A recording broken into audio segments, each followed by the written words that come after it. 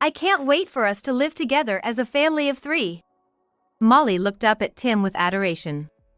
Although she came to celebrate the joyous occasion of giving birth to the beloved Molly, it seems there was a shocking betrayal. I will never forgive this, I muttered to myself in a voice so low that the 2 in the hospital room couldn't hear. Then, I burst open the door of the room. Tim's face was filled with astonishment upon noticing my presence. Nora! Why are you here? There's a reason for this. Tim was clearly flustered. However, Molly was smirking at an angle Tim couldn't see. Surely, she had intentionally called me to this scene. I decided to say with a forced smile to both of them. Congratulations. The baby is adorable. And with that, I left the room. I won't let Molly have her way. I was determined for revenge and immediately set into action. I am Nora. This year, I turned 36. I work in sales at a major life insurance company. It's mostly women around, and the incentives are substantial. Hard work every day leads to sales performance, and it was the perfect job for me. And I have one best friend. That's Molly. We became friends in college. Molly was the cutest girl. She had her hair curled inward and dressed like a lady. That's why she was very popular among men, and sometimes she was even called out for dates. Molly was good at flattering men. When Molly looked up and asked for something, most men would give in. Often, she got a smart friend to let her copy their lecture notes. Thanks to that, she managed to keep up good grades, which I envied. I, on the other hand, was not popular at all. I never had a boyfriend, nor have I ever been on a date. I preferred casual clothes like jeans and hoodies. The reason why Molly and I, who are complete opposites, became friends was due to a certain incident. It was during a lecture. The lecture involved making groups among students. As everyone else quickly formed groups, Molly was left sitting alone. Because she didn't have any friends at that time. Thus, she couldn't find a partner. Molly looked somewhat uncomfortable. That's when I asked her, "Want to partner up?" Molly looked at me hesitantly. "Are you sure you want to be with me?" "Of course," I answered with a smile. From there, Molly and I became close and spent a lot of time together. For me, who didn't have many friends, Molly was like a best friend. Despite concerns from a few friends, I chose to continue being friends with Molly. Although it seemed Molly occasionally had trouble with men, she treated me just fine. After graduating from college, we both became busy and our communication decreased. However, the fact that we are important friends hasn't changed. I want to cherish that going forward. I met my husband, Tim, after I started working. The meeting was through an acquaintance's introduction. Worried about my lack of encounters, the acquaintance hosted a dinner party. By chance, Tim sat next to me at the party. Tim talked to me in a friendly manner. For me, who had little interaction with men before, this was very refreshing. After the dinner party ended, Tim approached me. "Nora, I thought you were the cutest. Would you mind if we exchanged contact information?" Tim said, smiling. No one had ever said such things to me before. Men in my college days always cared only about Molly. I was like air to them. With Tim, I felt he saw me as an individual. Believing this, I responded, "Yes. Of course." After that, we went on several dates and started dating. About a year into our relationship, Tim proposed to me. I was convinced that I could be happy with Tim. And now, 4 years into our marriage, life with Tim is going smoothly. I continued working even after marriage at Tim's request. "Could you work until we have a child? I'd like to save up a bit for our future together." "Of course. I'll do my best." I thought Tim's request was only reasonable, and I've been working hard at my current job. And just recently, we bought a new house. We had been renting an apartment right after getting married, but a property close to our parents' house came on the market. The 35-year mortgage is tough, but I'm thrilled we have our own home. Our married life seems smooth sailing, but there's one concern.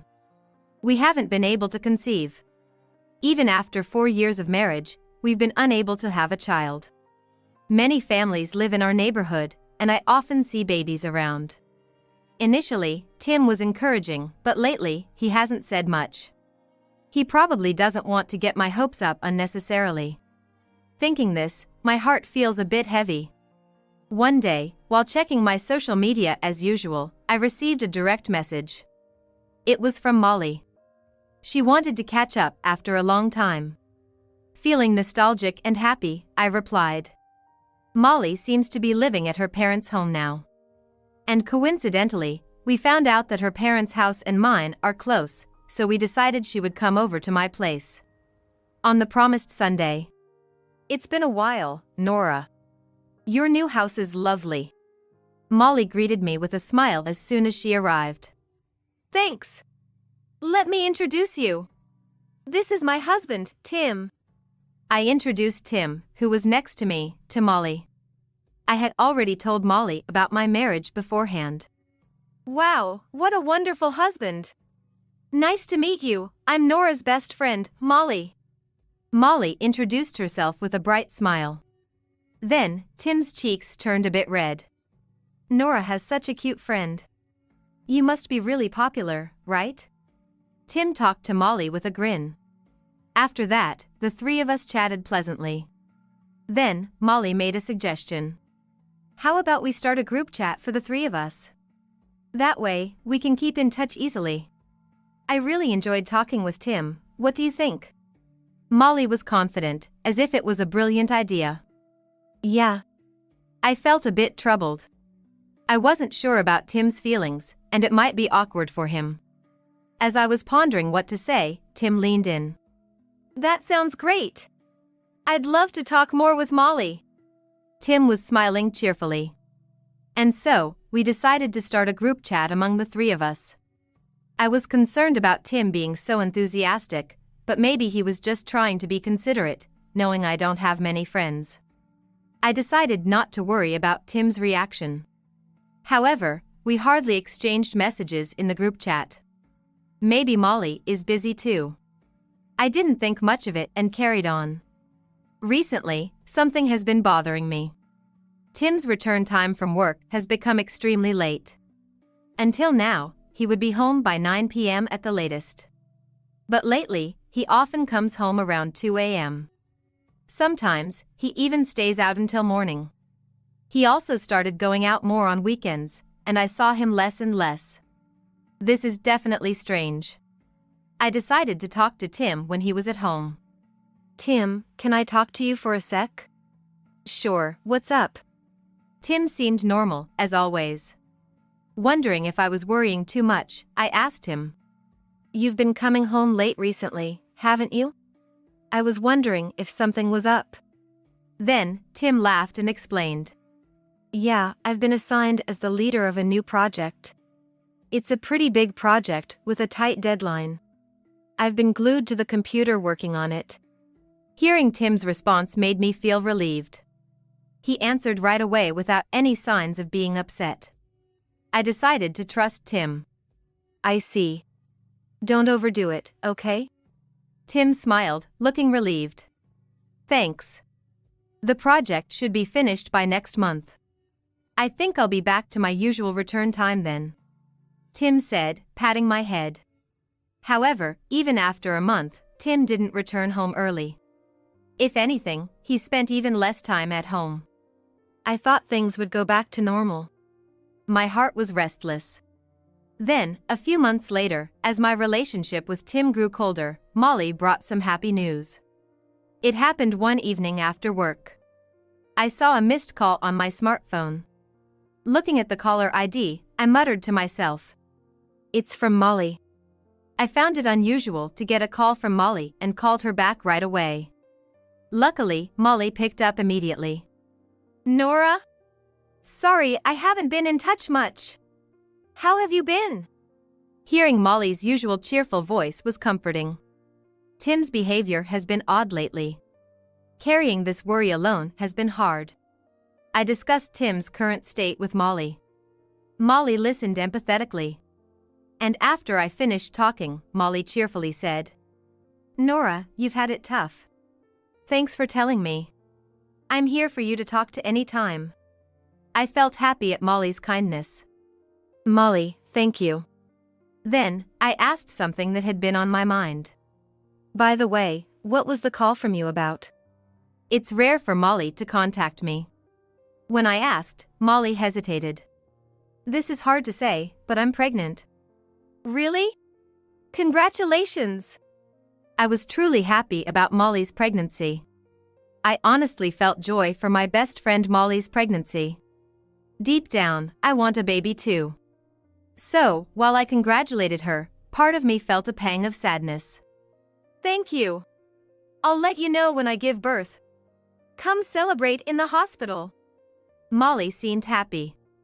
And after that, we had some light conversation before hanging up.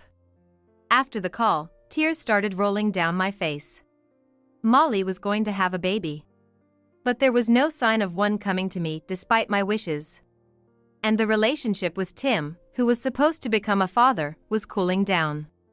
Indeed, there was no sign of Tim coming home today. Eventually, I spent the whole day crying alone. Some time passed, and I got a message from Molly. "I gave birth to the baby. Please come and see. I want you to celebrate, Nora." Congratulations, Molly. After receiving the call, I rushed to the maternity ward of the hospital where Molly was admitted.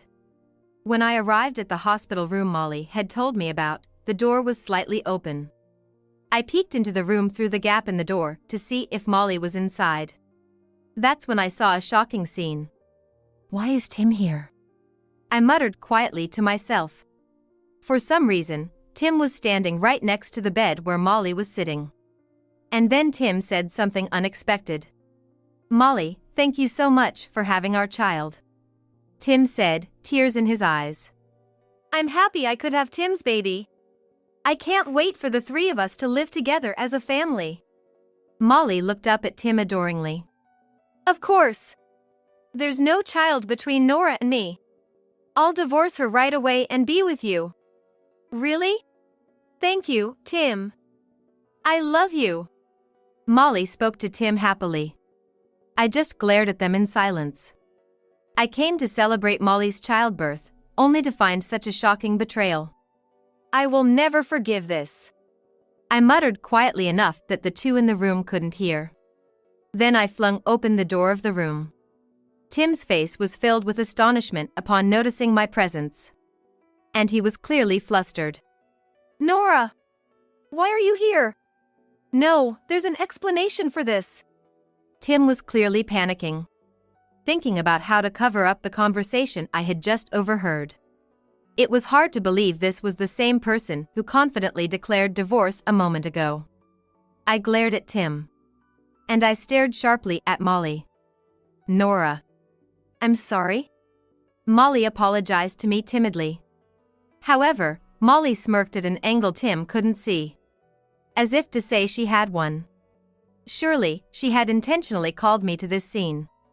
I never thought I would be betrayed in such a way by a friend I believed to be close.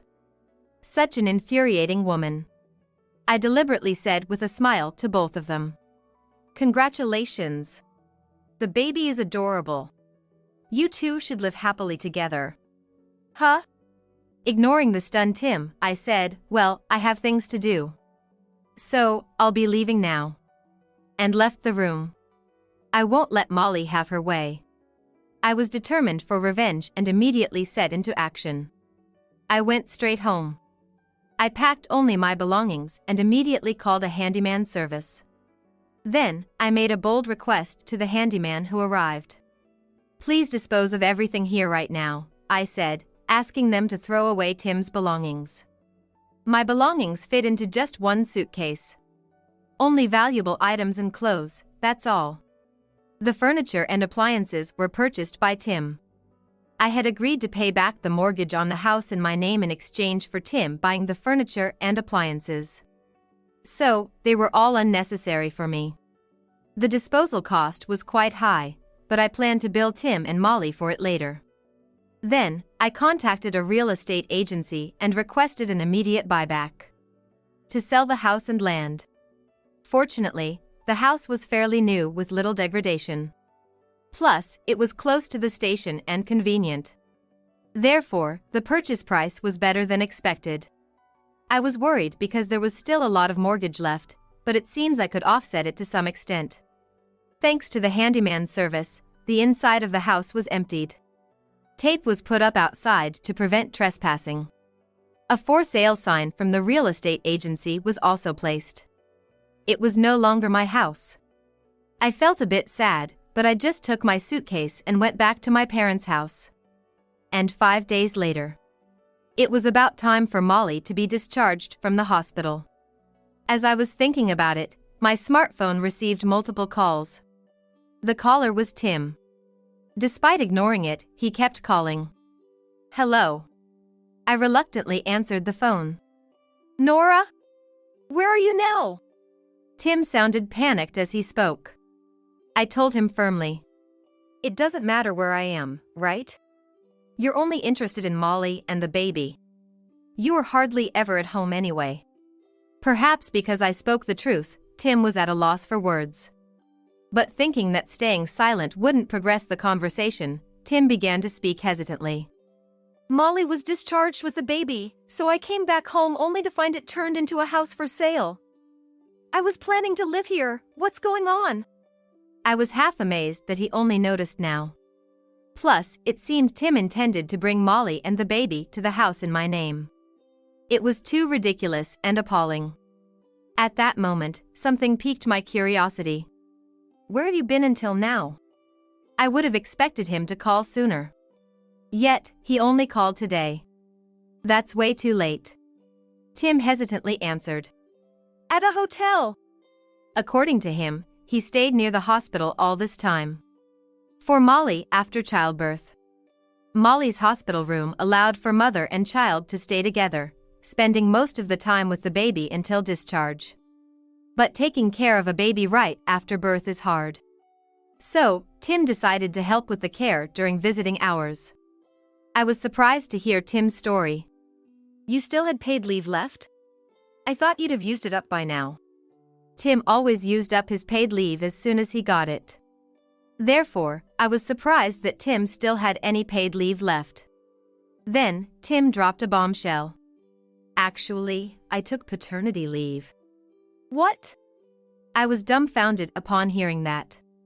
As I suspected, Tim had no paid leave left. So, he lied to his company to take paternity leave. Paternity leave? For a child with your affair partner, you actually applied for it? If it were for my childbirth, taking paternity leave would have been understandable. But the other party was Molly. It's unheard of to take paternity leave for the childbirth of an affair partner. It was beyond unreasonable. Then Molly, who seemed to be with him, retorted. It's fine because we're going to be a real family soon. Besides, we planned to kick Nora out and live in that house. Why did this happen? Molly complained over the phone. My child-rearing plan is ruined. She said something nonsensical. Molly planned to take the house and Tim from me and live a comfortable life. Truly appalling to listen to. I sighed deeply and said, the house was in my name. If Tim and I aren't continuing our marital life, there's no need for me to pay for the mortgage, right? That's why I sold it to a real estate company, I explained, leaving Molly speechless. What? Then where are we supposed to live? I already told everyone we'd move there. Molly sounded slightly panicked. I thought I could take everything from Nora. This is terrible. She tried to shift the blame to me. Tim was also perplexed. Between Molly's hospital fees and staying at the hotel, all our savings are gone. We hardly had any savings to begin with. He mumbled. Blaming their mistakes on me was just wrong. I made it clear. I don't care about your affair or your circumstances. Plus, the sale contract is already finalized, so if you enter the house without permission, it's trespassing. What? Tim was speechless at my explanation. He probably hadn't thought it through that far. Molly seemed to be pressing Tim. What are we going to do, Tim? We have a baby, we can't just sleep outside? From Molly's tone, it was clear she was panicking. I could hear the baby crying over the phone. It must have been quite a scene. Amidst this, I remembered something. So, I kindly informed them. Oh, by the way, I disposed of all Tim's belongings. What? Tim sounded as if he couldn't comprehend. He must be unable to accept reality. I explained politely to Tim. The house sale meant your stuff was in the way. Plus, I don't need furniture or appliances bought by someone who cheated on me, and of course, I'll be demanding the disposal cost from you, I said, and Tim fell silent. Taking advantage of Tim's silence, I continued. You should be hearing from the lawyer, so don't run away. Then Molly snapped at my statement. What? Why do I have to pay? We just had a baby, and we're going to have a lot of expenses. Molly's attitude was one of complete disbelief. She lashed out at me, just because Tim broke up with you. You're ugly, not just in looks but in your heart too. This must be Molly's true nature. From the start, she never thought of me as a friend. I was just a convenient presence for her. But I wasn't going to just take it lying down. I explained firmly to Molly. Molly, let me make this clear. What you did is a clear case of infidelity, and it's despicable. You went after a married man, so at least take responsibility financially. Ugh. Molly gritted her teeth in frustration. I could even hear the grinding of her teeth over the phone. She must have been really upset. Molly, who had looked down on me in secret. Now the tables have turned, it was inevitable. And then there's Tim, another enemy. Tim didn't seem fully convinced either. I'm completely out of money. He said something like that. The divorce between me and Tim is finalized. If you're not satisfied, could you go through a lawyer? I said to Tim in a matter-of-fact tone. Lawyer? I'm just going to be manipulated. Tim muttered grumblingly. Then, Tim started saying something outrageous. There was no child born between Nora and me. You have a job, so you'll be fine even if we divorce, right? Molly gave birth to my child. Are you a demon to corner us like this? Tim was deflecting, completely ignoring his own infidelity. It was Tim who had said he wanted me to work until we had a child. And now, he's bringing up my job in this situation. It wasn't like I didn't want to get pregnant. I was frustrated beyond belief. Molly was no better, trying to lord her childbirth over me. Indeed, Nora didn't get pregnant, right? If it weren't for me, Tim would have been childless forever. So, Nora should be crying and thanking me. She said that to me without any hesitation. Excuse me? I was irritated by Molly's words. Why should I be thankful when it's Molly and Tim who did wrong? Truly, Molly and Tim are geniuses at irritating people. They must be two of a kind. Digging deep into someone's wounds. I sighed heavily. I couldn't let Molly and Tim win this. I spoke calmly. I've already hired a private investigator. We have enough evidence of Molly and Tim's affair. If you want to argue further, we'll see you in court. As soon as I mentioned court, Tim and Molly started panicking. Court? If my company finds out, it'll be a disaster. You can't do that, right? We don't have time for a court case with a baby. Nora, you're just jealous because I had a baby. Such a narrow-minded person. The tirade from Tim and Molly continued. Thinking these were the husband and best friend I had cherished made me sad. But I calmed myself and spoke to them calmly. Anyway, the divorce is settled. Just wait for the notice from the lawyer. I was about to hang up after saying that when I suddenly remembered something. By the way, is the baby really Tim's? What do you mean? Tim's response was baffled. He must trust Molly completely. Tim was head over heels for Molly.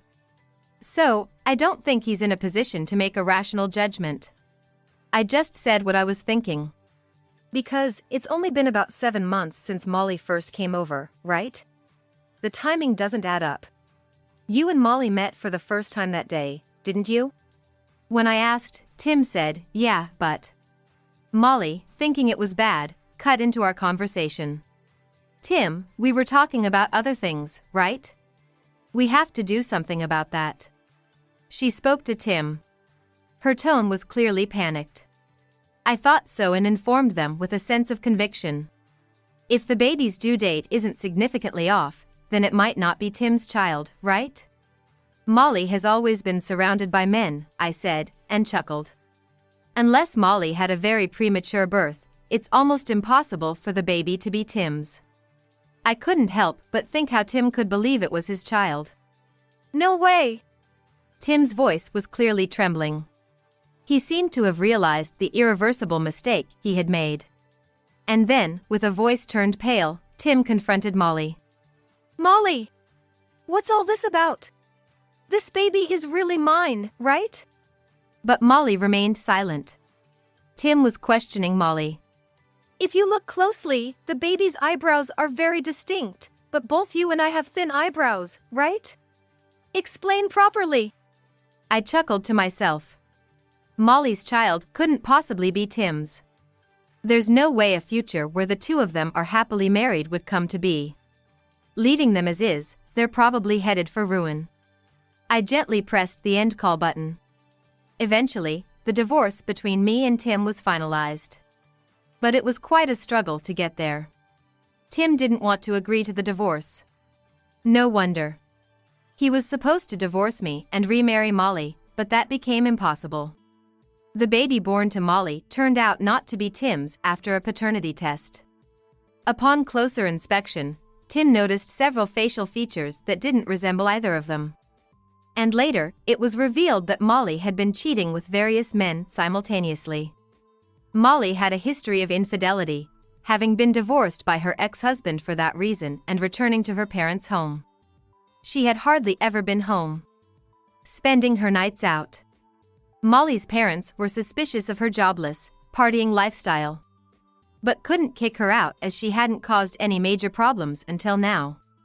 That probably made Molly even more brazen. She became even more devoted to her social life. Soon after, Molly's pregnancy was discovered, but naturally, the father was unknown. So, Molly chose Tim, who had a decent job.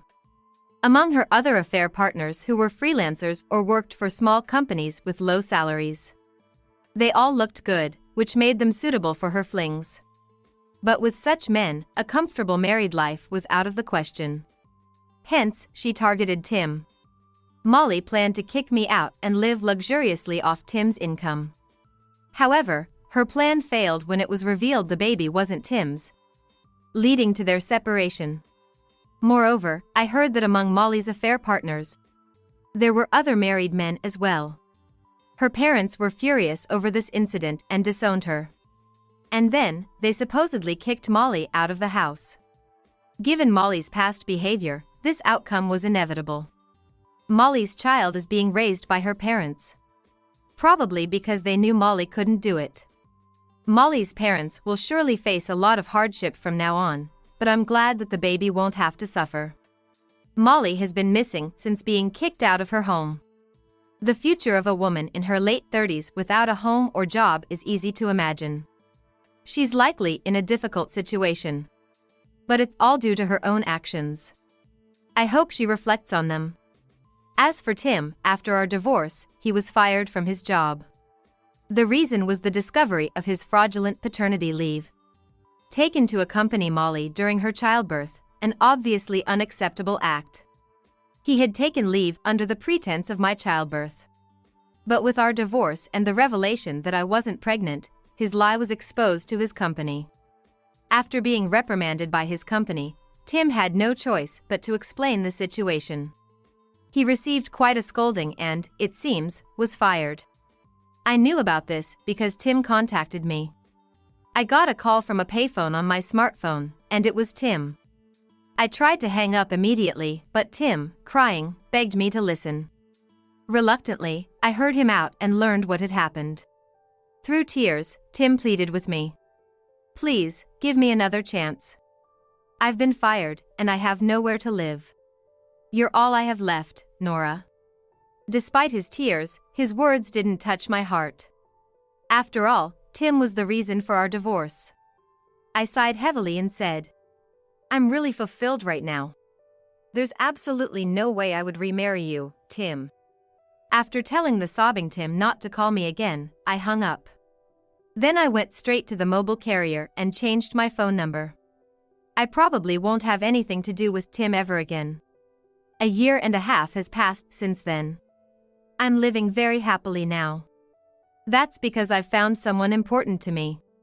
In fact, I remarried after going through matchmaking. Determined to be happier than Molly and Tim. And I married a man 3 years older than me, who is calm and works in accounting. He's serious by nature. Compared to Tim, he might look plain, but his faithful demeanor left a good impression. After dating for about half a year, my husband and I got married. But that's not the only reason I'm happy. I'm pregnant with a long-awaited baby. We don't know the baby's gender yet, but my husband and I are counting down the days until the due date. I remember crying out of frustration when I found out about Molly's pregnancy. Now, those events feel incredibly nostalgic. Marriage and childbirth aren't the finish line. I think that's where everything starts. I'm happy I can start this journey with my kind husband.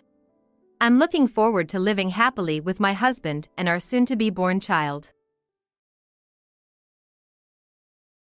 Hello. Where are you right now? I'm on my way to a job interview. You withdrew money from my account, didn't you? The money I had saved up is gone. What's going on? I needed the money.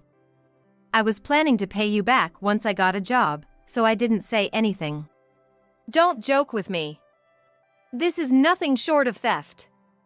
Have you lost the ability to distinguish right from wrong?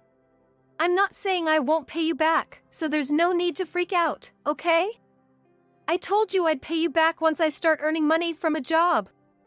Don't you understand what I'm saying? My husband, who quit his job right after we got married and spent his days gambling. He had been using my savings. I was at my wit's end with my husband's defiance and hung up the phone. After that, we didn't speak for a week.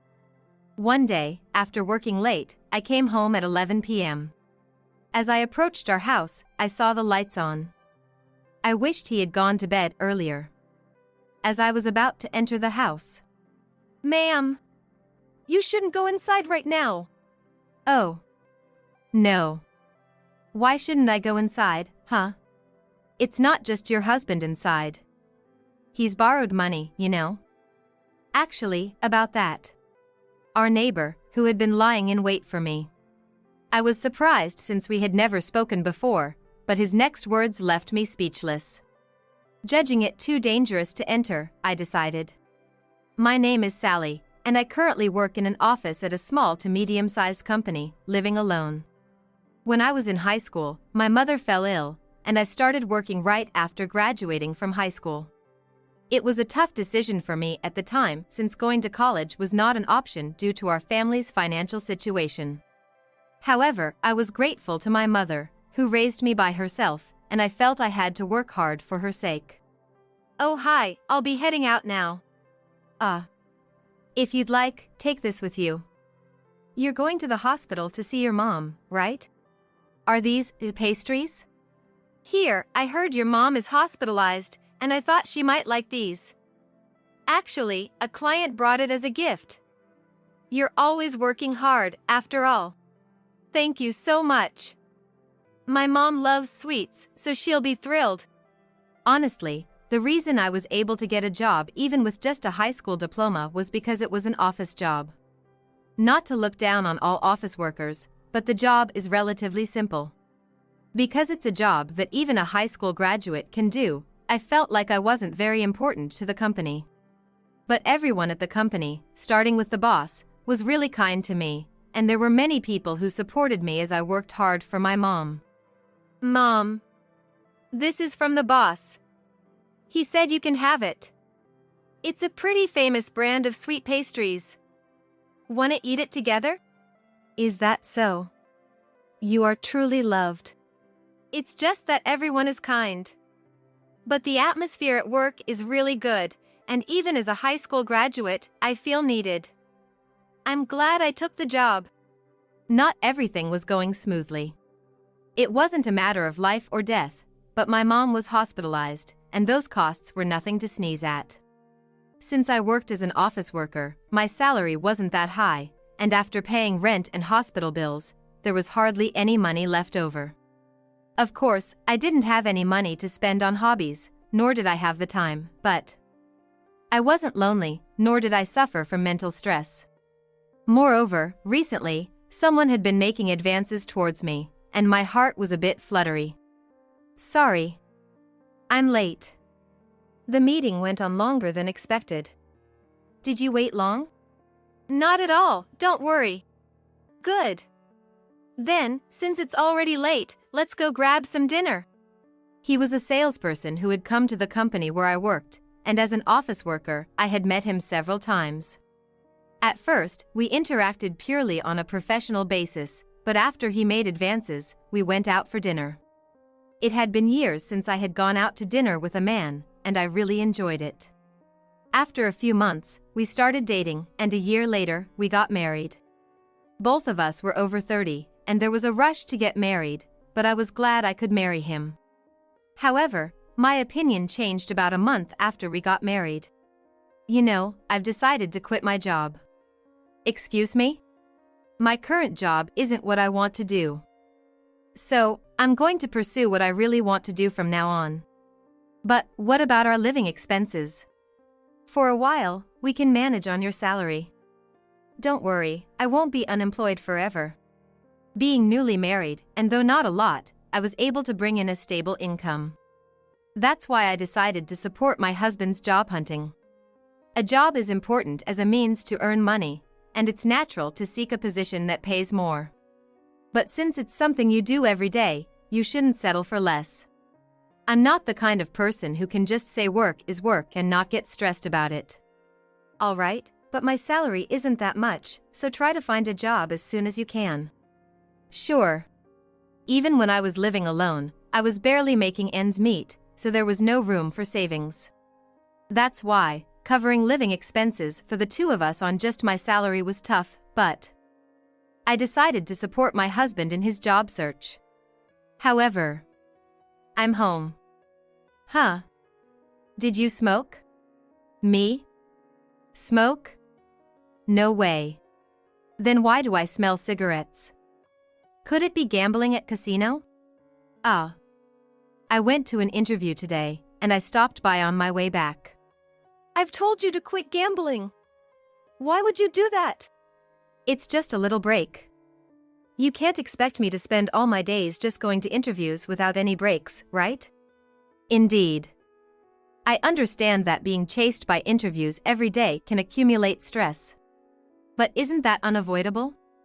He was the one who quit his job, and I was the one funding his job search. On days he has interviews in both the morning and afternoon, I even give him lunch money. If there's money for gambling, I wish he'd save a bit.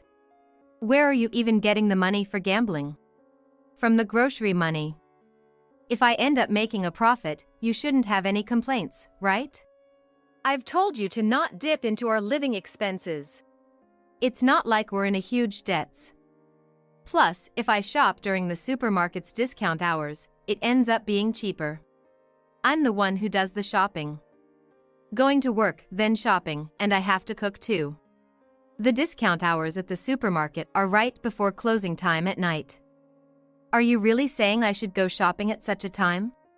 I never thought he'd push everything onto me like this, nor did I anticipate our marriage facing problems so early on. Well, once I get a job, I'll manage from my own salary. It's not about that. You're being too naggy, you know? Since I have an interview tomorrow, can you hurry up and make dinner? Really? Why am I being made out to be the bad one here? If he has money and time to go gambling, he could have at least thought about me, working and doing household chores, and bought dinner. Well, expecting anything from my husband is probably pointless. Oh well. After saying all this, surely even he would understand. That was what I thought, but his behavior never improved. Hey. It's been half a year since you started your job search. When are you going to find something? If it were easy, I would have found something by now. Don't you get it? Finding the perfect job isn't that simple. I understand that, but isn't compromise important too? If this keeps up, you'll be unemployed forever. If there's a long gap, employers will wonder what you've been doing, and it'll only make it harder for you to get hired, you know? Stop nagging. You don't know how hard it is to change jobs. When I said that, my husband snapped back at me. But I don't think what I'm saying is wrong at all. Despite saying he's job hunting, my husband spends all his time gambling. The lack of progress in finding a job and the constant spending of money are causing me trouble. Lately, he's even started going out at night. I'm heading out for a bit. Again. It's already 8 p.m. Where are you going at this hour? Where? It's none of your business, is it? How can it not be my business? And, how are you managing the money? It's none of your business. Stop nagging me. Don't interfere with what I'm doing. He yelled and then left. Why do I have to be yelled at? And I don't even know where he's going. No money, but where and what is he doing at night? Could it be an affair? The thought crossed my mind, but I couldn't believe he would betray me to that extent. No. Maybe I just wanted to believe that. Despite having no money, going out night after night, an affair was the only thing I could think of, but I didn't want to add more worries to my plate. And so, about 3 months passed. My husband still hadn't found a new job, and time just kept passing by. Lately, I've been so fed up, wondering if he even intends to find a new job, but today, he unusually wore a suit and left early in the morning. I'll be home late today, so don't wait up for dinner. Got it. Take care. I was off work and at home, wondering if he might be going for an interview. Or maybe, he just wore the suit to deceive me and went gambling. I had set a limit for myself. If a year passed since he started job hunting and he still hadn't found a job, I'd consider divorce. I can't follow a person I can't trust. That's what I thought. While thinking such thoughts and tidying up the room, my eyes landed on a bank book I had stored in the dresser. I keep important things on the right side of the dresser. So why was it moved to the left? Thinking this, I quickly checked the contents of the bank account balance. And, almost all the savings I had saved up were gone. What's going on? Who could have? Various thoughts came to mind, but there was only one suspect. My husband. He might be at an interview, but regardless, I called him. Hello. Where are you right now? I'm on my way to an interview. Did you withdraw money from my account? The money I had saved up is gone. What's going on? I needed the money. I was planning to pay you back once I got a job, that's why I didn't tell you. Don't mess with me. This is nothing but theft. Have you lost the ability to tell right from wrong? I'm not saying I won't pay you back, so there's no need for you to freak out, okay? I told you I'd pay you back once I get a job and start making money. Don't you understand what I'm saying? Hold on. Why am I being made out to be the bad one here? The current situation. It's 100% my husband's fault. I could understand if it were savings we saved up together after getting married. But, this is money I've saved up on my own over 10 years. Even though it was tough just covering my mom's hospital bills and living expenses, I saved a little bit whenever I could. The amount might not have been huge, but such betrayal. I couldn't forgive. It's not about the amount. It was the betrayal by my husband that made me furious. Don't mess with me. You might as well not come back home. I said and hung up the phone. Maybe he needed money urgently.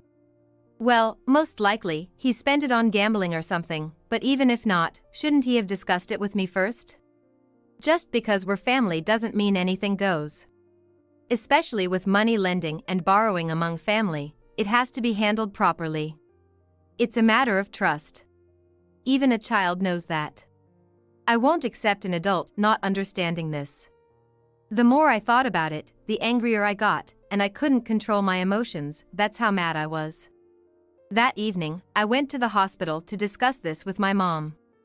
Can you believe he spent the money I saved up without asking? Isn't that crazy? Yes, it's unbelievable. My mom said it's better to divorce such a person. You shouldn't marry someone you can't trust if you're going to spend decades together. I was planning to wait a year, but I started thinking it's better to divorce him sooner. That's how I felt. When I returned home, my husband hadn't come back yet, so I ate and went to bed. I had work the next day, so I ate breakfast and headed to the office. There was a lot to do, but my mind was preoccupied with yesterday's events. I could barely get anything done and couldn't concentrate at all until the evening. However, I couldn't just leave without doing anything, so I decided to stay late and finish today's work. Are you still here? You know, you can go home and come back to it tomorrow if you need to. No. I couldn't get much done today, so I need to finish what I have to before I go home. Have a good evening. I said this to the boss and went back to my work. Even though I knew I had to finish today, my work speed was less than half of my usual. My mind was filled not with work, but with thoughts of my husband. Switching my focus was easier said than done. What am I going to do now? If I'm going to divorce, when should I do it? And how should I bring it up? My unemployed husband can't live without me. Even if I say I want a divorce, I don't think he'll agree easily. The place we're living in is in my name, so moving out would be a hassle. And without any money on hand, moving out wouldn't even be an option. What should I do? As I pondered this while working, it quickly became night. I'm finally done. But it's already 9 p.m. It was past 9 p.m. when I finished, and I went out to eat. Probably my husband was back home, and I didn't want to see his face. That was all I could think about. After eating at a diner, it was about 10:30 p.m. It's about time to head back. Thinking this, I reluctantly started my way home. I arrived at the street in front of my house in about 30 minutes, walking with my head down. The lights were on inside, so my husband was back. I wished he had gone to bed earlier so I could avoid seeing him, but as I got closer to the house. Excuse me. What? The person who came out from beside the house was a young, tall man. His hair was long and unkempt, and he was wearing sweats. I stepped back in fear, but this person lived next door. We hadn't spoken before, and he was rumored to be a recluse in the neighborhood because he was always home. I was terrified and my mind went blank. Even though I recognized him, we had never spoken, and I didn't know what kind of person he was. Alone in the middle of the night with no one else around, and it seemed like he had been waiting for me. What should I do? The thought that this person might, made my heart race and sweat break out. I'm sorry for startling you, but it's not a good time to go inside right now. What? It's not good to talk about it here. Let's go to the diner down the street. There's a lot we need to talk about. He said, then started walking, indicating for me to follow. What exactly is going on? But being told it's better not to enter the house. I wanted to hear the story, so I asked him while keeping my distance. Wait a minute. What do you mean it's better not to enter the house? There are people in the house, not just your husband. Your husband, he's borrowed money, right? The people collecting that debt are waiting for you. He said this while looking into my eyes, then started walking again. Could it be about debt collection? I had no idea my husband had borrowed money. Sure, he had used up my money, but did he borrow money after running out? For gambling. I didn't know what he was up to, so I couldn't be sure if this guess was right, but if what he's saying is true, it was right not to enter the house. And he might know something. If it's at a diner, there are people around, and I won't be put in danger. Thinking this, I decided to follow him. We arrived at the diner in about 10 minutes, and we ordered some drink. So, what's happening exactly? First, I apologize for startling you. It looked like I was lying in wait, but I had to do that to prevent you from entering the house. That's okay, but what exactly is? Actually, I'm a foreign currency trader. I work from evening to midnight. So, today, when I got up in the evening to start working, I heard loud noises from next door. Looking out the window, I saw a group of 3 shady people entering your house. My window was open, so I could hear their conversation. They were talking about how to pay back a debt of $100,000. What? $100,000? He had borrowed that much. Honestly, I was shocked because I didn't expect it to be such a large amount. $100,000 is a huge amount. What did he borrow it for? Even for gambling, that's too much. Is that true? Yes, it's true. I was surprised too. I heard the entire conversation. Is he gambling? I think he goes to gambling, but no. I think it's some illegal, underground casino. What? Underground gambling. I wasn't familiar with that kind of stuff, but I guess it's like a legal casino. Betting a fortune, so that's why he borrowed $100,000. Trying to strike it rich, but obviously, that's ridiculous. And when he couldn't pay it back, they came to collect at the house. I'm working hard, and he's doing this. I was really angry at my husband. And, if he was there since the evening, he must have been waiting for me to come home.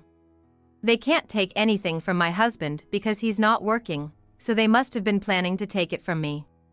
My husband has caused me such trouble. Does he not care at all? So, you helped me because you heard that conversation? Yes. It didn't seem like your husband was working. I thought maybe I was being too nosy, but I'm glad I spoke up. If I had gone into the house as usual. Thank you so much. No. It's okay. Thanks to the neighbor looking out for me, I was saved. But I couldn't just go home, so I decided to stay at a nearby business hotel for the night. I didn't tell my husband because I didn't want him coming to the hotel. And the next day, I had the neighbor check the situation at the house, and once the debt collectors had left, I went home. What? Who were those people? You. What were you doing yesterday? Why didn't you come home without saying anything? Obviously. Knowing those scary people were there, how could I come back? And about the $100,000 debt. What's that all about? Explain. That is. As I confronted my husband with a loud voice and glaring at him, he mumbled his response. He can't even explain his own actions? I thought if he had come back and immediately apologized, I might have listened, but his dishonesty just made me more and more furious, and I exploded. Enough.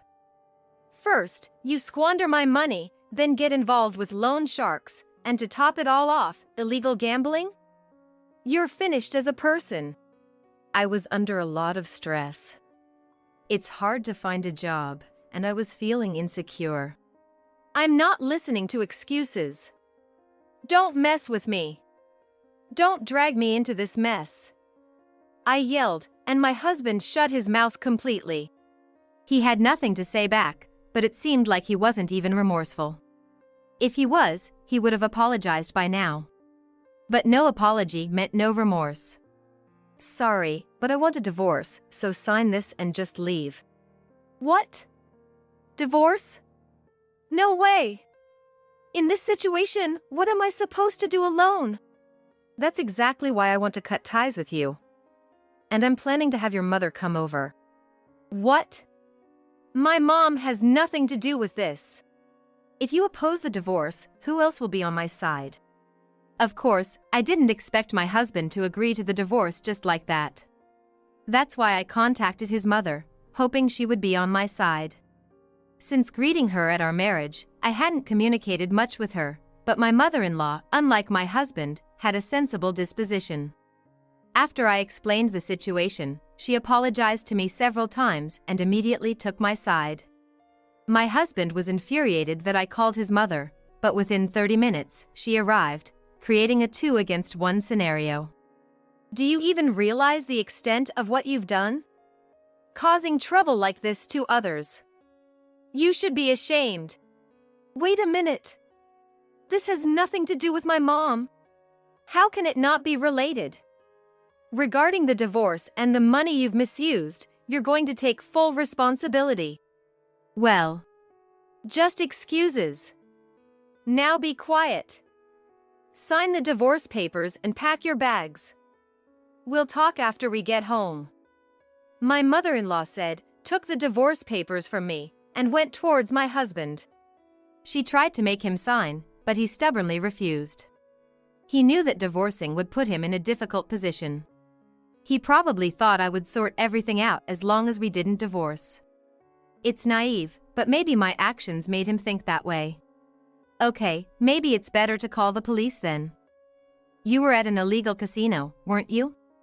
Wait a minute. Can't we avoid making it a police matter? But you won't agree to the divorce, and you won't leave this house. So, isn't taking you to the police the best option? If the police get involved, you're the one in trouble. Yet, you still insist on having your way? The moment I mentioned the police, his expression froze. He probably didn't expect me to go this far. But I'm saying we're divorcing. Do you think I care what happens to you? If you think that, how carefree can you be? He doesn't understand what he's done or the situation he's in. Why should I clean up after your mess? If you can't take responsibility for your actions, the only option is to call the police. Wait. Please, no police. I'm begging you, seriously, don't do that. You're not working, so what's the problem with being reported to the police? It's not about that. If you keep refusing the divorce, I'll help her calling the police. With my mother-in-law saying that, my husband finally realized he had no allies here. My mother-in-law was helping. I could have unilaterally decided to call the police. If she hadn't intervened, I would have contacted them immediately. And yet, I was really frustrated with this man, but he finally signed the divorce papers. Also, about the money you misused, you'll be returning it. I'll transfer that money immediately, and I'll also cover the loan from the loan sharks.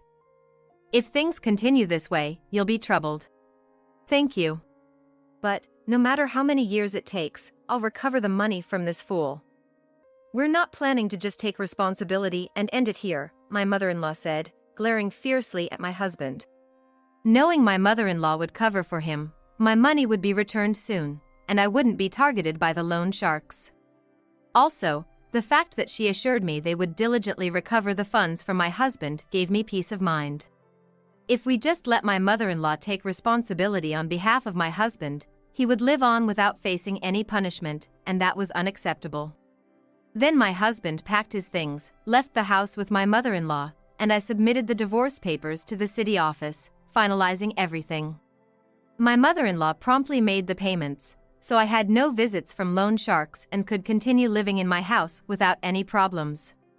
Did you get divorced from your husband? Yes. It's been quite the ordeal. I'll be continuing to live here, so I hope we can get along well. Likewise, let's be good neighbors.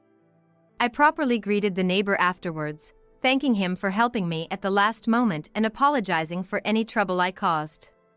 There were rumors he was unemployed, and I hadn't had the best impression of him, but this experience reminded me not to judge people by their appearances. Later, I heard from my mother-in-law that my husband had started working at a factory owned by one of her acquaintances and is now living with his parents, working hard every day on a modest salary. His salary is entirely devoted to repaying my mother-in-law, leaving him with no disposable income. After such behavior, he shouldn't expect any freedom. I don't know how much interest was on the money he borrowed from the loan sharks or how much he paid back, but it seems he will continue this lifestyle for a few years. My mother-in-law said she would kick him out once he finishes repaying her, and it seems he'll be quitting the factory job around the same time, likely returning to unemployment. How he plans to live nearing 40 and unemployed, I don't know, but, well, it's none of my business. Since then, I've continued living in the same house and have become friends with the neighbor. We go out for meals together on weekends since we're both single and have free time. Even after divorcing my husband, I have my mother, colleagues, and the neighbor. I'm not lonely at all. What's important in life is relationships. And in building those relationships, it's crucial to earn solid trust. Betraying others will always come to light and drive away those who are important. That is why I will continue to live my life so as not to betray my loved ones. Ariana, who once stole my fiance, Jake, only to dump him and then vanished without paying the compensation she owed my parents for the trouble she caused. Now, she stands before us, making snide remarks. Your husband is quite older, isn't he? What does he do for a living? My husband is a doctor. Compared to him, your husband looks poor. He's quite muscular. Does he, by any chance, work on a construction site? Just as I was about to retort, my husband, Michael, stopped me. I do physical work, yes. Speaking of doctors, working here means he's employed at the Blue Island General Hospital? Yes. He's a surgeon. Really? He's one of my subordinates, though? You mean William from the Blue Island General Hospital, right? I believe his specialty is plastic surgery. Huh? Yes? Oh, I forgot to introduce myself. I'm the chief of surgery at the General Hospital. My name's Michael.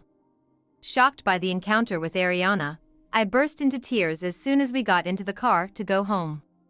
Michael then asked me, "You've been thinking about something, haven't you? Tell me, how do you want to deal with her from now on?" Deal with her? That's impossible, obviously. Just thinking about it makes me feel suffocated. There was a time when just thinking about Ariana would make me hyperventilate. Yeah, I understand that you really don't want to be near that woman. That's why I have a plan. A plan?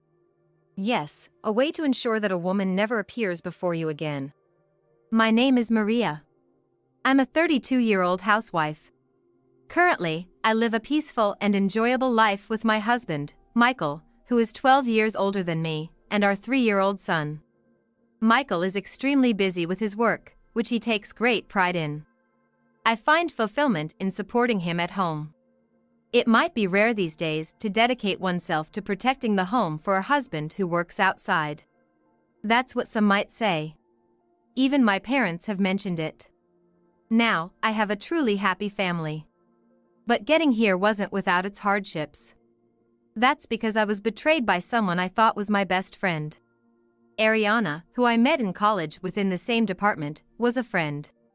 No, I thought of her as my best friend for 4 years, doing everything together. Coming to a college in the city, I was a bit intimidated, but Ariana reached out to me. She was bright, flashy, and above all, active, which surprised me in many ways, but I followed her nonetheless. For me, who had been modest and serious until high school, she was someone who opened up a new world. And our relationship continued even after we graduated. At that time, we both found jobs in companies in the city.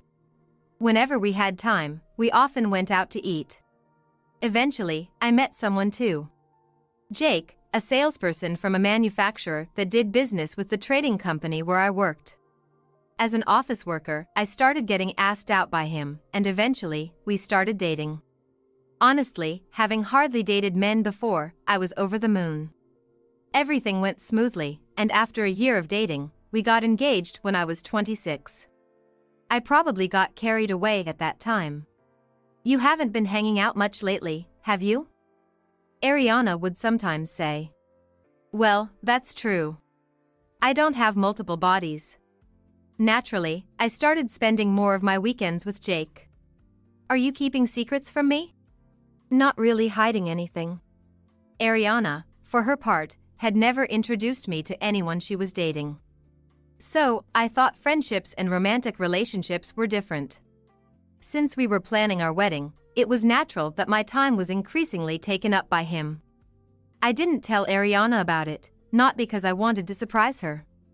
But I won't deny there was also a feeling of embarrassment. Introducing him to Ariana, who could easily chat up and hang out with any guy, felt daunting. Back then, I was afraid of how Jake would appear in Ariana's eyes. Yet, as the wedding approached, I thought it was finally okay to tell her. "Hey, there's someone I want you to meet," I said as I introduced Jake to Ariana. Oh my! Maria, keeping secrets from your best friend? That's so like you. Ariana patted my back with a beaming smile. But that turned out to be a mistake. When the wedding reservation and preparations were nearly finalized, Jake suddenly came to my parents' house and said, "I'm sorry. I can't marry you." When I asked why, he said, "Ariana is pregnant." I couldn't comprehend what he was saying at first. After that, it was a mess. Was Ariana really pregnant? At that point, it didn't matter anymore. He called off the engagement when the wedding was just around the corner. "I'm so sorry." In my stunned silence, my dad, half furious, berated and even hit him while he was apologizing.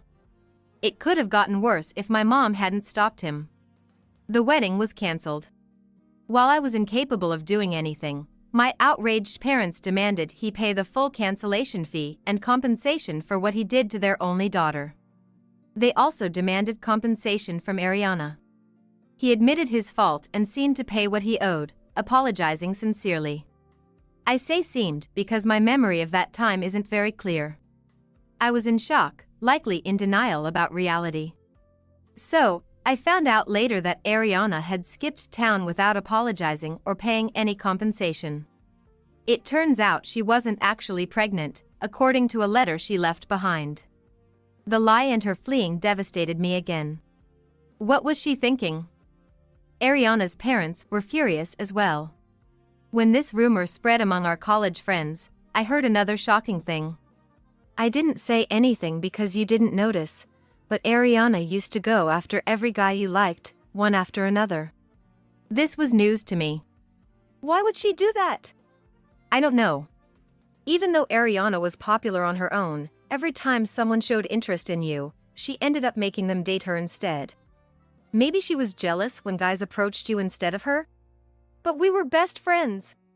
Were you, though? I was shocked. Back then, it seemed more like you were following Ariana around, and everyone thought she saw you that way too. That hit me hard. Not just realizing Ariana's true thoughts, but also that I had been completely oblivious to it, and my lack of judgment when it came to men. Adding to the shock, the stares at work labeled me as the woman who got jilted right before her wedding, and I finally broke down. I quit my job and spent some time recuperating at my parents' house. Then, settled down, I got a new job at 28 and started matchmaking on my parents' advice, not trusting my own judgment anymore. I felt more secure with being introduced by worried relatives. Among them, I met Michael, a man 12 years my senior. He was too busy with work to even think about women, and by the time he realized, he was already this age. At 40, his surroundings got worried and arranged a matchmaking for him. I decided to marry him because he was upfront about possibly neglecting family due to his work, which I saw as honesty.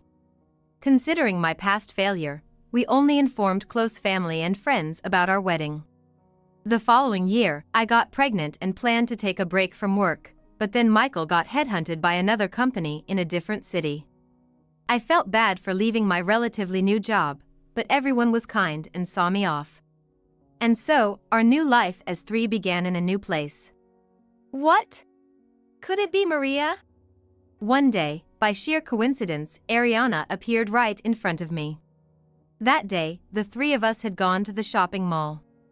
Our target for the day was the home improvement tools. Since moving here, we've been gradually working on our new home's interior ourselves. DIY has always been a hobby of mine. Michael's new job is a higher position than before, and it comes with less irregular hours. So, now he sometimes helps me with shopping for heavy items. Well, right now, he's carrying our son, Sean, on his shoulders, but what are the odds in this mall? Ariana? Long time no see. Wow, you got married. Yeah, but Ariana, you're in this town? Yep. Moved here for my husband's job. Wow, so this is your current husband? Ariana looked at us over.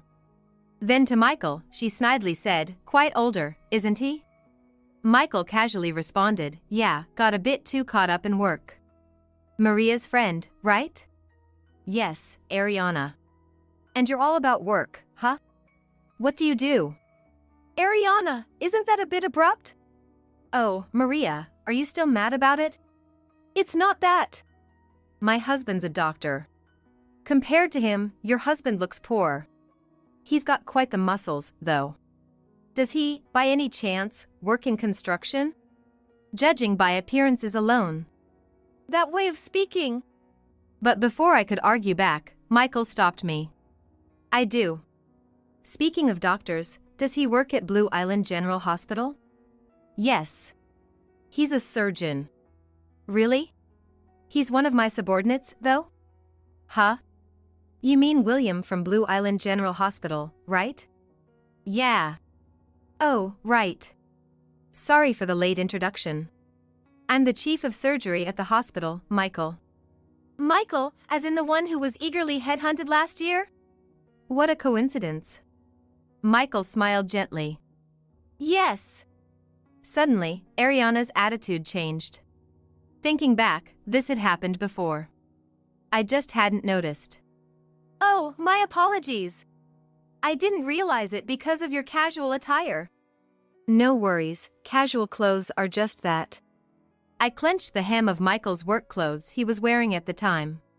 What's wrong, Maria? Let's head back. Are you sure? She's an old friend, right? Yeah. There's so much I want to talk about. Let's go. Okay then. Sorry, maybe some other time. Sure, love to. Ariana's cheerful voice irked me. What's wrong? You look pale, and your pulse is racing. While saying this, we went back to the car, and as Michael put Sean in his child seat, he checked my temperature and pulse. No more, I never want to see Ariana again. I don't want to. He gently patted my trembling shoulder. If you don't want to see her, that's fine, but can you tell me why later? I just nodded silently. That night, after putting Sean to bed, I told Michael everything that had happened. I see, so that's it. I knew you had been cheated on by your fiance right before the wedding, but I didn't know she was the woman. You knew? I figured something sad had happened. I nodded silently, several times. Yes. It's not just that. It's always been. Tears of frustration won't stop falling from my eyes. It's always like this. I realize something after it happens. I've always hated Ariana. If that's the case, she's really toxic. And it seems like she has an unhealthy obsession with you. With me? Yeah. Isn't it obvious? Luring away anyone who gets close to you only to discard them. What does she think of these men to her, huh? That's true, but... Even with your former fiancé, it turns out he's not married now, if he was supposed to be with William. That's indeed the case. And about William, or rather. Michael suddenly looked thoughtful. What's wrong? Ariana's husband is. I was just thinking. Tell me, Maria, how do you want to deal with her going forward? Deal with her? That's impossible, obviously. Just thinking about it makes me feel suffocated. There was a time when just thinking about Ariana would make me hyperventilate. It's okay, it's okay. I'm sorry. Yeah, I understand you really don't want to be near that woman.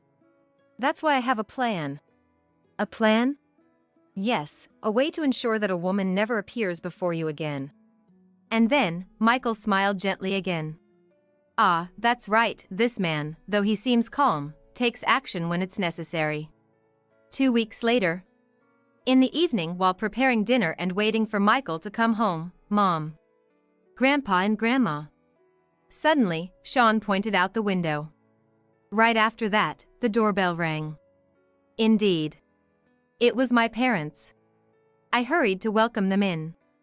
Their home is several states away. It takes hours by car.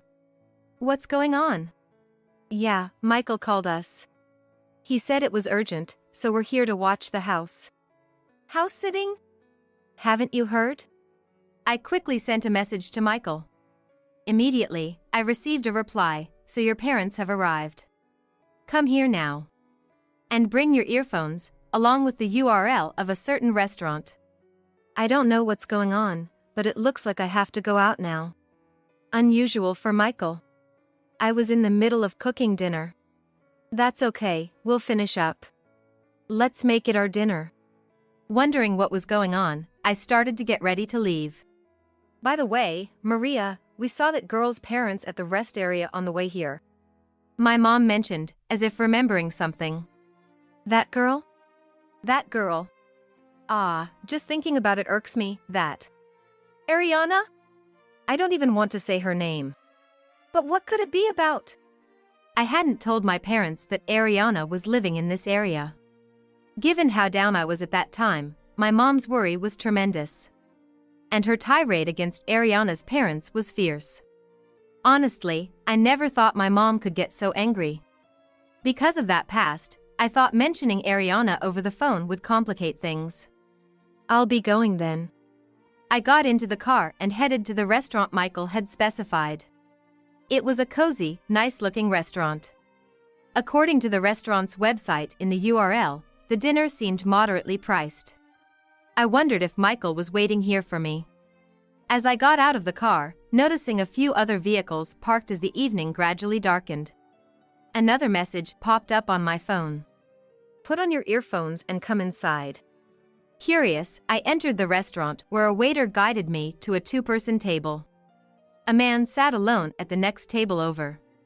A drink in front of him, elbows on the table, hands covering his mouth. Exuding an unapproachable aura with his sunglasses and all-black attire. "I'm waiting for someone." I began to tell the waiter to bring water and suggested the menu. He subtly gestured towards a seat across the room. There was Michael, seated opposite a woman, with several dishes that seemed like an early dinner laid out on the table. I nodded to the waiter and ordered a light meal that wouldn't seem out of place on the table. At that moment, my phone vibrated inside my bag. It was a message from Michael. Hurriedly, I attached the earphones to my phone and put them in my ears. Then I heard it. "No, William is a good doctor. He specializes in plastic surgery." "But you're even more remarkable, isn't that right?" The woman's voice I heard, her back to me, was Ariana's. Startled, I switched my phone to record mode. Michael was intentionally letting me listen. "Since then, I've asked William a bit about you." "Oh, is that so?" I was amazed. "After all, you've handled so many difficult surgeries nationally, haven't you? Thousands over 10 years, I heard?" "Well, it's my job." "Amazing." Ariana's tone had completely changed from our last encounter. "Still, you've done quite the research." "Actually, I heard it from William when I mentioned running into you the other day." Then, the man in black slightly lifted his hips before sitting back down. Glancing over, I noticed he too was wearing earphones. It must have been a surprise, suddenly reuniting with an old friend. "Yes, but meeting you was the highlight." "Shouldn't an old friend be more important?" "No, I felt bad for speaking so dismissively of you before. I wanted to apologize." Ariana continued in a tone that sounded almost like she was biting her tongue. I hadn't known. She never spoke like this when she was with me during our student days. So, this was how she acted around men. And thus, my former fiance too. "But are you satisfied with your marriage to Maria?" "I am, but why do you ask?" "Isn't it boring with Maria?" "Why would you say that?" "Because she was ditched by her fiance before, you know." "Maria is a good wife, more than I deserve." "But she's plain, isn't she?" "What are you trying to say?" "Actually, since our conversation the other day, I've fallen for your calm demeanor and presence. I think I could be much more for you than Maria." The man in black's hands trembled visibly on the table. So, this was his play. "Oh, for me? What do you mean by that?" "Because you're invited to parties and such, right? With a plain wife like Maria, wouldn't you be embarrassed? In such places, you need someone more radiant, like me." So you think you wouldn't embarrass me? Yes. So, you're suggesting you'd leave William for me? No, that sounds terrible when you put it like that. Then what do you mean? I'm a bit slow on the uptake, you see. Come on. Do you really make a woman say it? I told you, I fell for you. William is a promising man. Not an old man like me. Age doesn't matter. Actually, I'm disappointed in him. That's when it happened. The man in black started to stand up. I hurriedly approached him. A man dressed all in black, probably this must be William. I silently stared at his face and showed him my earphones and the connected smartphone. William sat down again, as if realizing something. I needed to hear something more definitive. Disappointment. What does that mean? You mean coming home late every day? If that's the case, it's because of work. Unfortunately, patients don't wait. No, it's not about him coming home late or anything like that. Then what is it? It's his salary. Given his age and career, it's normal. Young professionals are like that. But he's a doctor, right? So? I mean, if your partner is a doctor, you'd expect an income over $200,000, right? I believe he's making around $140,000 to $150,000 now. When we got married, it was less, and I was disappointed compared to what I had expected. Moreover, he goes to conferences and stuff, but he never takes me with him. So what if I were in that situation? So? It's not about the money. Haven't I told you several times? It was love at first sight. What do you mean? I want you to date me. At that moment, William finally stood up. I tried to stop him, but it was probably too late. He stood behind Ariana, who was sitting across the table. I hurried after him. Then, Michael smiled faintly. Ariana, is what you just said true? Behind an oblivious Ariana, William spoke in a low voice. Ariana literally jumped in surprise when she turned around. What? You? And Maria? What are you two doing? Don't tell me you're cheating? See, when you have something to hide, you end up saying things like that. Michael said calmly to Ariana. I heard your conversation. So you've always thought of me like that, huh? What do you mean, like that? Here you are. I then confronted Ariana with the recording of our conversation. What's this? Michael took out 2 smartphones from his bag. One was connected to me, and the other must have been connected to William. Do you even know what it means to become a fully fledged doctor? What's this all of a sudden? We spent years in college, then years before becoming regular doctors. I had just become a regular doctor when I met you. What? Ariana started counting on her fingers suddenly.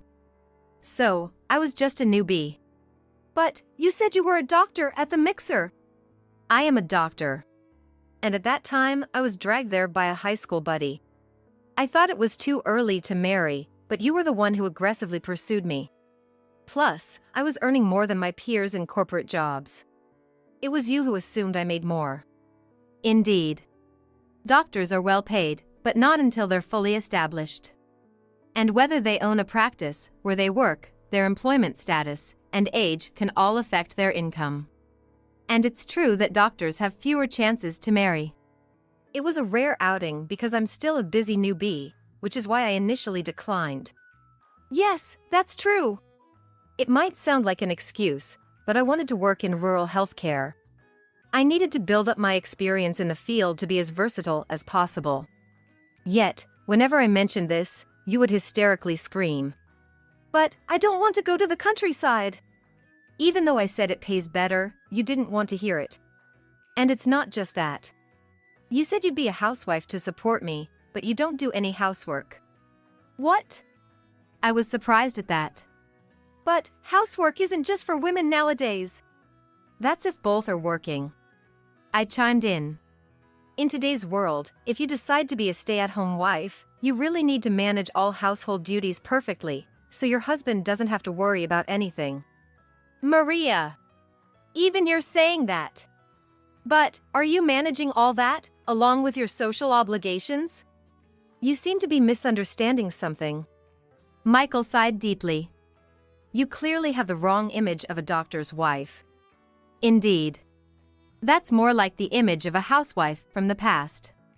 The glamorous life you imagine doesn't exist. I'm always watching the clock for his uncertain return time, managing childcare, and ensuring he has the stamina to handle surgeries lasting 10+ hours by planning nutritious meals. Oh, I see.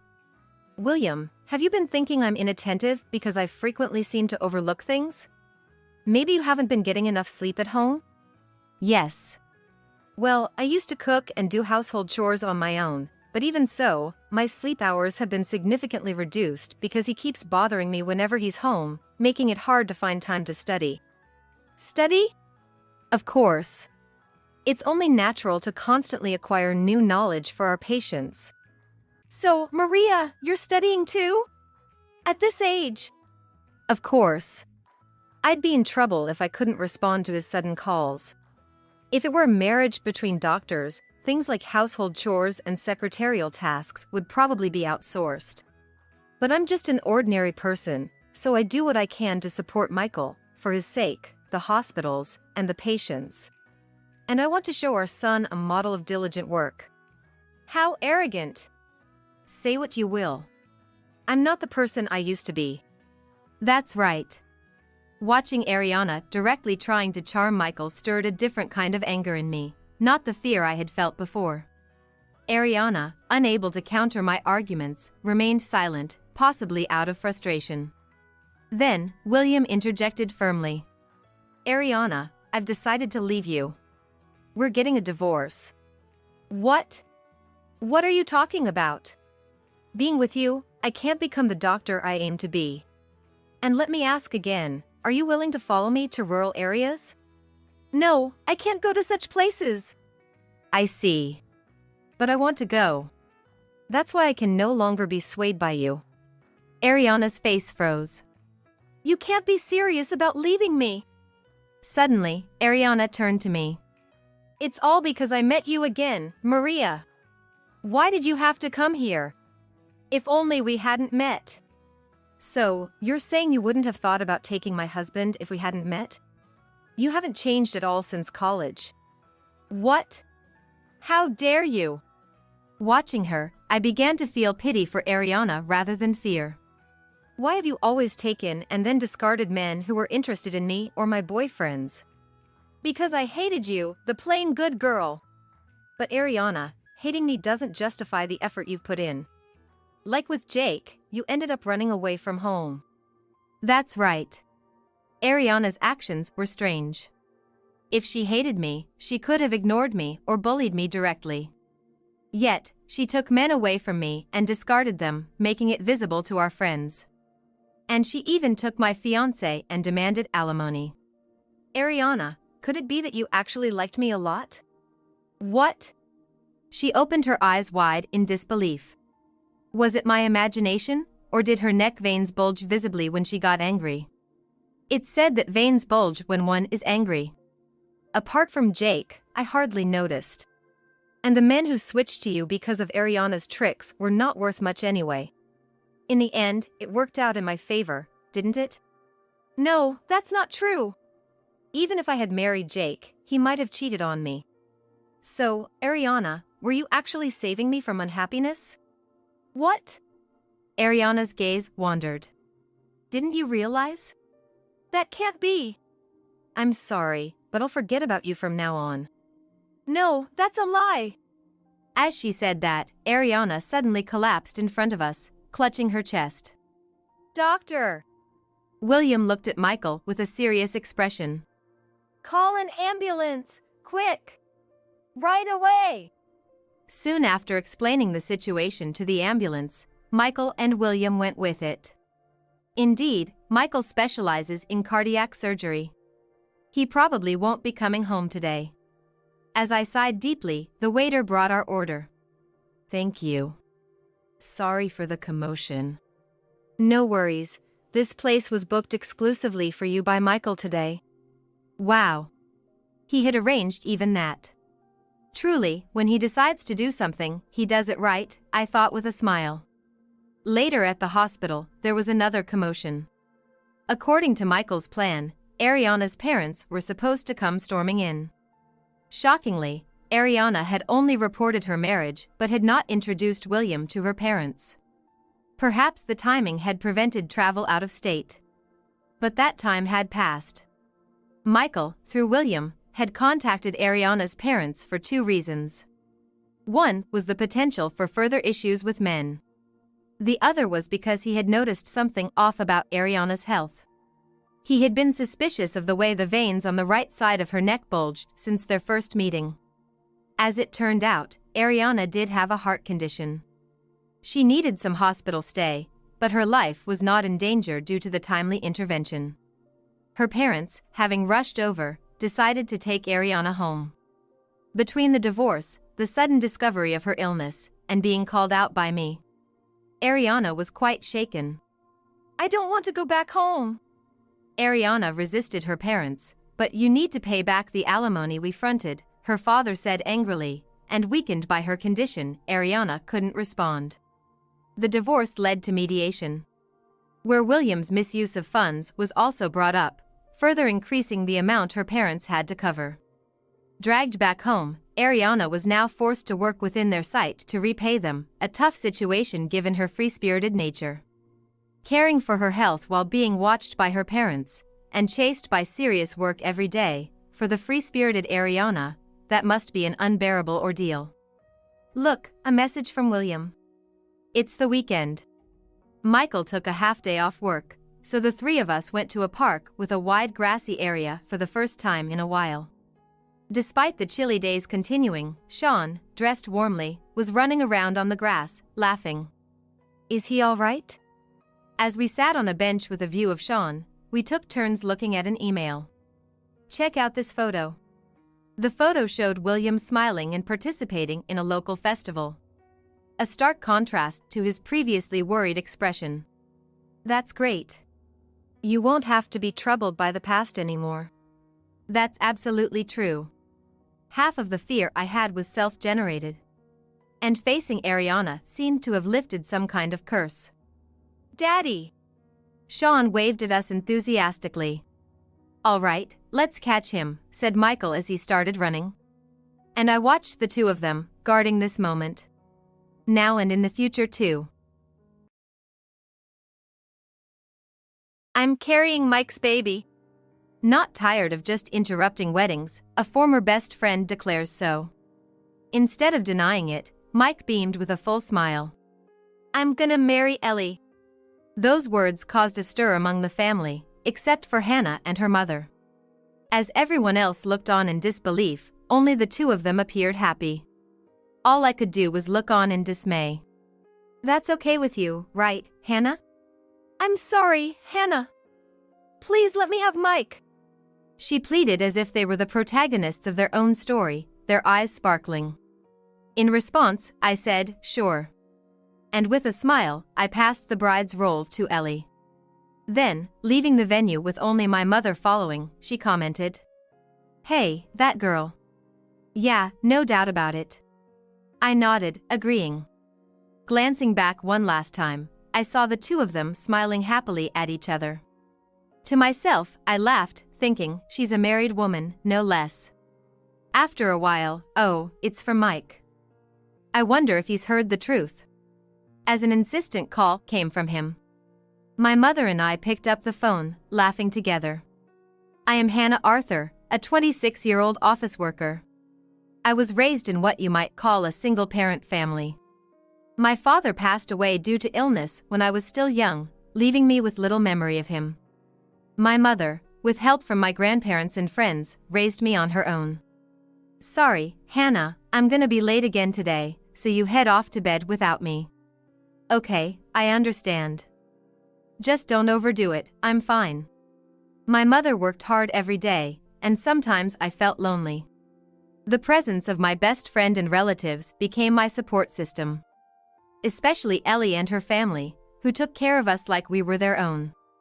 Hannah. Mom said you should come over today. Really? That's great because my mom said she'd be late today. My mom and Ellie's mom are best friends, too, and they often invite me over to their house. Because of this, Ellie and I grew up like sisters, talking about everything. That's why I trust her from the bottom of my heart. I bought a new game the other day. You should come over and play sometime. Thanks, Tom. I'll come over on my next day off. Tom Turner, another person I owe a lot to, is a relative. His parents live nearby and have always looked out for me and my mom. Tom, being their only son, treated me like a little sister. Just watch, Hannah. I'll run my heart out in the parents' relay at the sports festival, making up for your dad. At the sports festival, he made a special effort to attend and garnered everyone's attention by sprinting in the parents' relay run. Because of people like them, I was able to grow up without any trouble. We never struggled financially thanks to my mom's hard work, and I can't thank her enough. Now, I'm working hard at my job, trying to give back to my mom and those who have helped us. Someday, I want to go on a trip with everyone. Thinking about this, I've been spending my days. After work one day. Oh, I've got a message from Mike. Could it be your boyfriend? Getting in touch after work, you must be loved. Well, yeah. When I checked my smartphone, there was a message from my boyfriend, Mike. Mike and I have been dating since college. Wait, Hannah? Hannah from the same middle school, right? Could it be, Mike? Originally, Mike and I went to the same school up until middle school. But due to my mom's job, we moved away before high school, putting physical distance between us. Then, we reunited in college. Our conversation picked up from there, and after he confessed, we started dating. So, I guess I'll head home early today. Yeah, thanks for your hard work. Even though we started working at different places, we still make plans to meet up after work and have dinner together sometimes. Today was one of those days, with a message from him saying, I finished up early, so I'll come pick you up at your office. Waiting in front of my office for him to arrive, Hannah? I heard someone call out. Turning around, there was Ellie. Ellie? Long time no see. Really, it's been a while. We've both been so busy, haven't had the chance to meet. True to her words, we've both been busy, and haven't seen each other lately. So, it was a happy surprise to run into Ellie like this. While we were catching up with great joy. Sorry to keep you waiting, Hannah. Mike arrived. He called out to me and then turned his gaze to Ellie. Oh. Hi. Both of them looked surprised. Come to think of it, I moved away after middle school, but they went to the same high school. So, their surprise at this unexpected reunion was understandable. Mike came to pick up Hannah, does that mean? Yeah, we're dating. I announced our relationship, and Ellie looked down for a moment. She seemed puzzled, but then she quickly looked up and smiled at us. Is that so? Congratulations. You guys are perfect for each other. She said with a smile, unchanged from the past. Comforted by her familiar demeanor, I smiled back and said, thanks. It'd be nice to go out for drinks together sometime when we have the chance. Nodding at her suggestion, we promised to meet up again and then went our separate ways. Walking and discussing where to eat dinner together. Ellie really hasn't changed a bit. I found myself thinking of her again at his remark. Indeed, she's as beautiful as ever. Ellie has always been popular because of her glamorous appearance, and just now, there were guys sneakily glancing at her. However, I'd rather you not talk about her like that in front of me. Sorry. That was thoughtless of me. When I honestly shared how I felt, Mike apologized with a laugh. Then, we switched back to more pleasant topics. At that moment, I was oblivious, not understanding why Ellie had looked down. After a while. Oh. What's wrong? Did you and your boyfriend have a fight? It's not like that, but I felt something was off with Mike. We used to go on dates every weekend, but sorry, work's been crazy. I can't make it to our date today, he's been canceling on me lately. Even dinners after work, which we used to have together daily, have now dwindled to about once a week. His puzzling behavior made me wonder if he was cheating. I can't believe Mike would do something like that, but I'm worried, I murmured, sighing deeply. That's when I got a message from Ellie. How about we catch up over tea, just the two of us? The message read, and I thought it was perfect timing to meet. It's a good opportunity to talk to Ellie about it. I didn't want to keep it to myself, and since Ellie had invited me out, I decided to confide in her. Well, it's understandable to feel anxious, but Mike's young, maybe it's natural for work to come first? I guess so, but Ellie seemed to think there was no need to worry. Seeing her like that, I started to think maybe I was overreacting. Why not wait and see a little longer? I nodded at her advice. I've always followed Ellie's advice since we were young. So, I decided to do as she suggested this time, too. We caught up on each other's recent news and promised to meet again, this time with our families. Oh. It's from Mike. On my way back, I got a message from Mike asking, "Can you meet now?" I immediately replied, "I can meet," and headed to him. And then, we ended up having dinner at a restaurant he had unusually reserved. Hannah, will you marry me? I'm so happy. Yes, I will. During that meal, I was proposed to by Mike. It turns out the reason we hadn't been meeting recently was because he was preparing this surprise. I felt ashamed for suspecting him of cheating while joyously looking at the engagement ring he gave me. I'm glad I talked to Ellie. At that moment, Mike let slip such words. Surprised to hear Ellie's name, I asked what he meant. Actually, I've been getting advice from Ellie. Apparently, Mike had been consulting with Ellie without my knowledge. Maybe that's why Ellie told me to wait and see. So, after I got home, I called her to thank her. And then, he proposed. Congratulations. Doing as I said was the right choice, wasn't it? It really was. Thanks to you, Ellie. As I agreed with Ellie's words, she suddenly fell silent. Just as I was about to ask what was wrong. I hope you'll be happy. What? Ellie said that. While I was confused by her words, she hung up. So I could not ask for clarification. It almost feels like she's saying I won't be happy. I murmured, shaking my head. It must be my imagination. Deciding not to dwell on it any further, I thought. I'll have plenty to keep me busy from now on. Then, I spent my days busily moving around, preparing for the wedding and visiting both families between work. As a result, I didn't have another chance to meet Ellie and never learned the true meaning behind her words. One day, I was called by my mother and decided to visit my childhood home. Welcome back. Tom and Damien are here too. Oh. That's nice. It's been a while since I've seen both of them. In the living room were Tom and his son Damien. It had been a while since I last saw Damien, and I wondered if he remembered me. Hannah. He came running up to me with a smile and hugged me. In fact, due to various circumstances, there was a time when I had taken care of him. Therefore, he was quite fond of me. Damien, I need to have an important talk with Hannah, so please go play in the other room. Amen. Damien reluctantly left, prompted by Tom. And my mother took him to another room. What's this important talk about? I asked, and Tom's expression turned serious. It's hard to say, but actually. He then shared a certain truth with me. I was shocked and at first, couldn't believe what I was hearing. But gradually, anger started to bubble up inside me. So, I have a proposal. I nodded to his suggestion. Flashing through my mind were Mike, who had proposed to me, and Ellie, who had been happy about our marriage. I'll never forgive them. I found myself muttering those words. Time passed, and the day of the wedding arrived.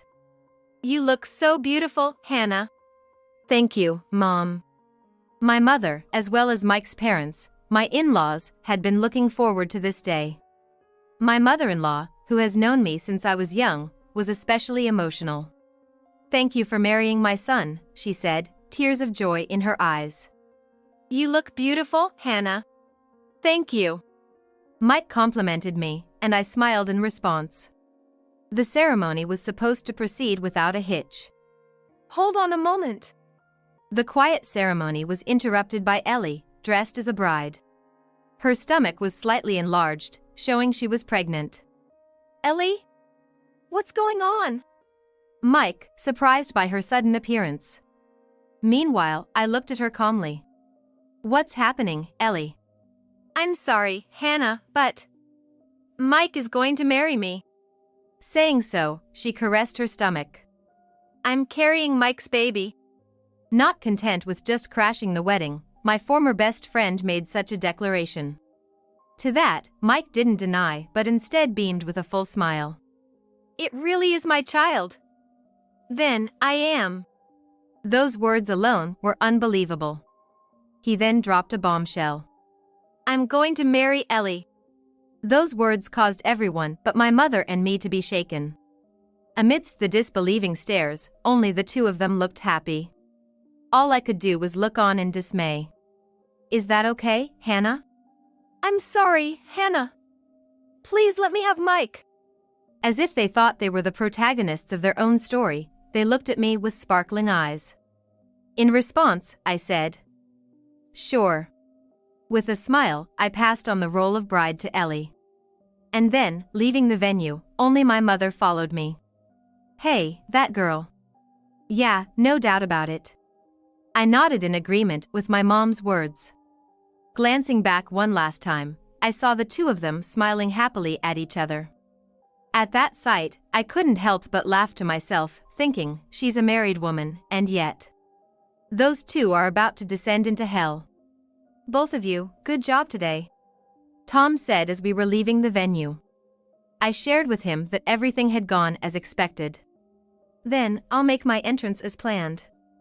Please take care of Damien, he said before leaving Damien with us and entering the venue. Let's go to the store, Damien. Yeah. We watched Tom, radiating anger, and proceeded to a nearby store as planned. The store had a kids' space where Damien played happily while my mom and I discussed what would happen next. Shortly after, oh, it's from Mike. I wonder if he's heard the truth. Mike was frantically calling. My mom and I picked up the phone, laughing. What's going on? What the heck is this all about? Don't yell all of a sudden. Explain first, please. As I spoke, Mike stuttered out an explanation. Apparently, he tried to switch the bride to Ellie and continue the wedding. However, Tom appeared, took the microphone from the host, and boldly asked Ellie, "We're not divorced yet, and you plan to marry your affair partner?" Mike was confused, asking, "What do you mean?" And Ellie was surprised, "Why are you here?" Listening to the story, I thought to myself, of course, it would end up like this. You knew Ellie was married? Yes, of course. Ellie was my former best friend, and Tom is my relative. I was the one who brought those two together. It's only natural I would know, right? Yes, Ellie and Tom were married, and Damien is their son. And it was also me who brought the two of them together and encouraged them to date. This was back when I was in college. I can only ask you, Hannah. You don't have to beg, I'd be happy to introduce you to someone. When Ellie reached out to me, she asked me to introduce her to Tom. Ellie had known Tom for a long time, apparently, he was her first love. She hadn't forgotten about him and begged me to make the introduction. So, I contacted Tom, and since he was single, I introduced him to Ellie. Hannah, listen. I'm pregnant with Tom's child. Not long after they started dating, Ellie got pregnant. As a result, Ellie and Tom decided to get married while still students. At the time, I was overjoyed at the marriage of two people I respected and offered my blessings. Congratulations! Are you having a wedding? Sort of. But since it's a shotgun wedding and we're students, we're planning something small, just for family. Oh, but Hannah, since you're Cupid here, you're invited. So, I was invited, but Mike, who I had just started dating at the time, wasn't. Moreover, Ellie, wanting to keep her student pregnancy somewhat private, had sworn me to secrecy, so I never told him. That's why Mike didn't know. But even if you were invited to their home, it doesn't feel like they're married. Well, you wouldn't normally be house hunting. Plus, you seem to head straight for the bedroom. What? Mike was clearly shaken by my words. How did you know that? Tom told me. Actually, what Tom told me that day was about Ellie and Mike's affair. Just as Tom realized the truth, he learned about my marriage to Mike. He came to my family home right away to inform us, asking my mom to call me. That's not true.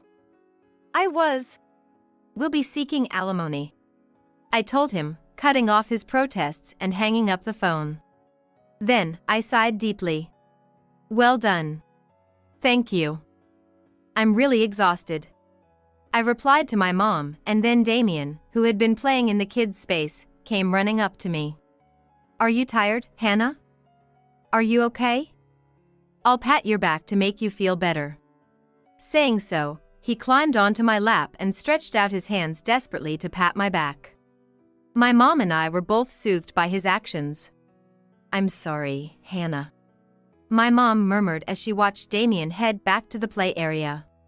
I looked at my mom's face. It's because I was always so busy with work, I made you feel lonely. Maybe that's why things turned out this way, because of all you had to put up with. That's not true. You raised me well.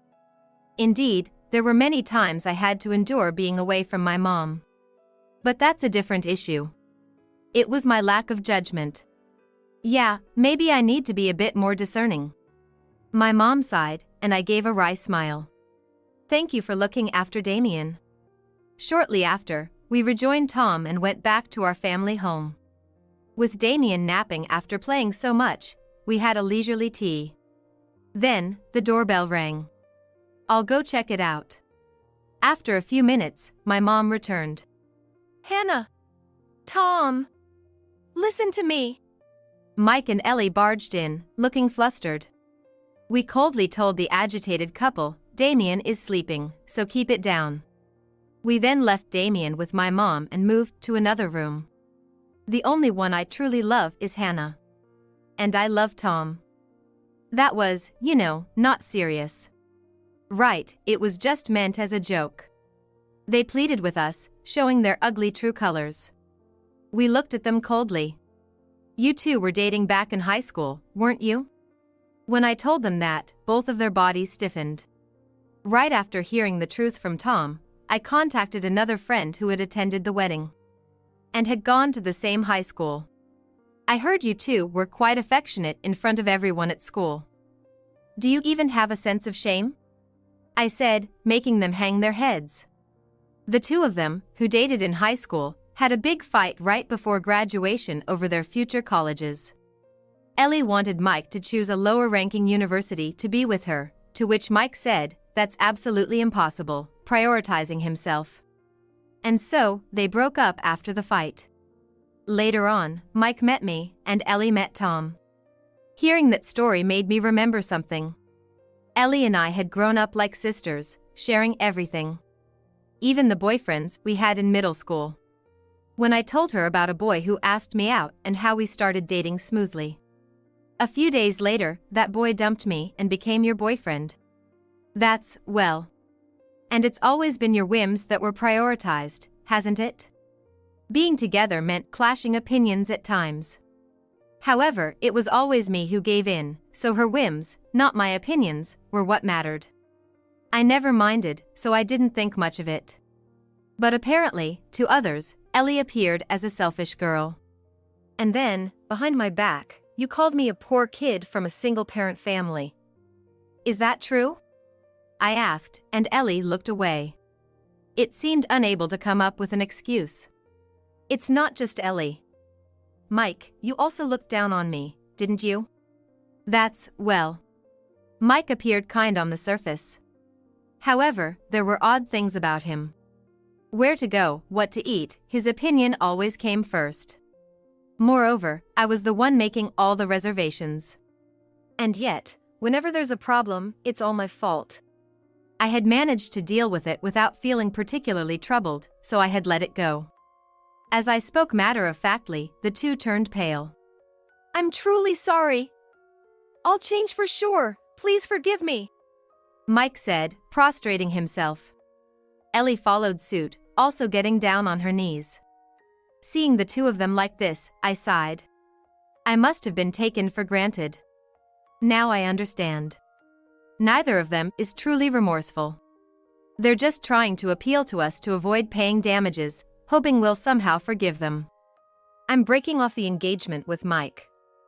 So, go ahead and get married without worry, I told them, causing both to turn pale and tremble. Then, Tom stepped forward. Damien isn't my child, is he? At those words, Ellie's body jerked in shock. Despite her glamorous appearance, Ellie had a reputation for being pure and innocent. She used that to her advantage, hopping from one man to another. And Damien was also one of those men's child, not related to Tom by blood. After learning about your affair, I did a DNA test.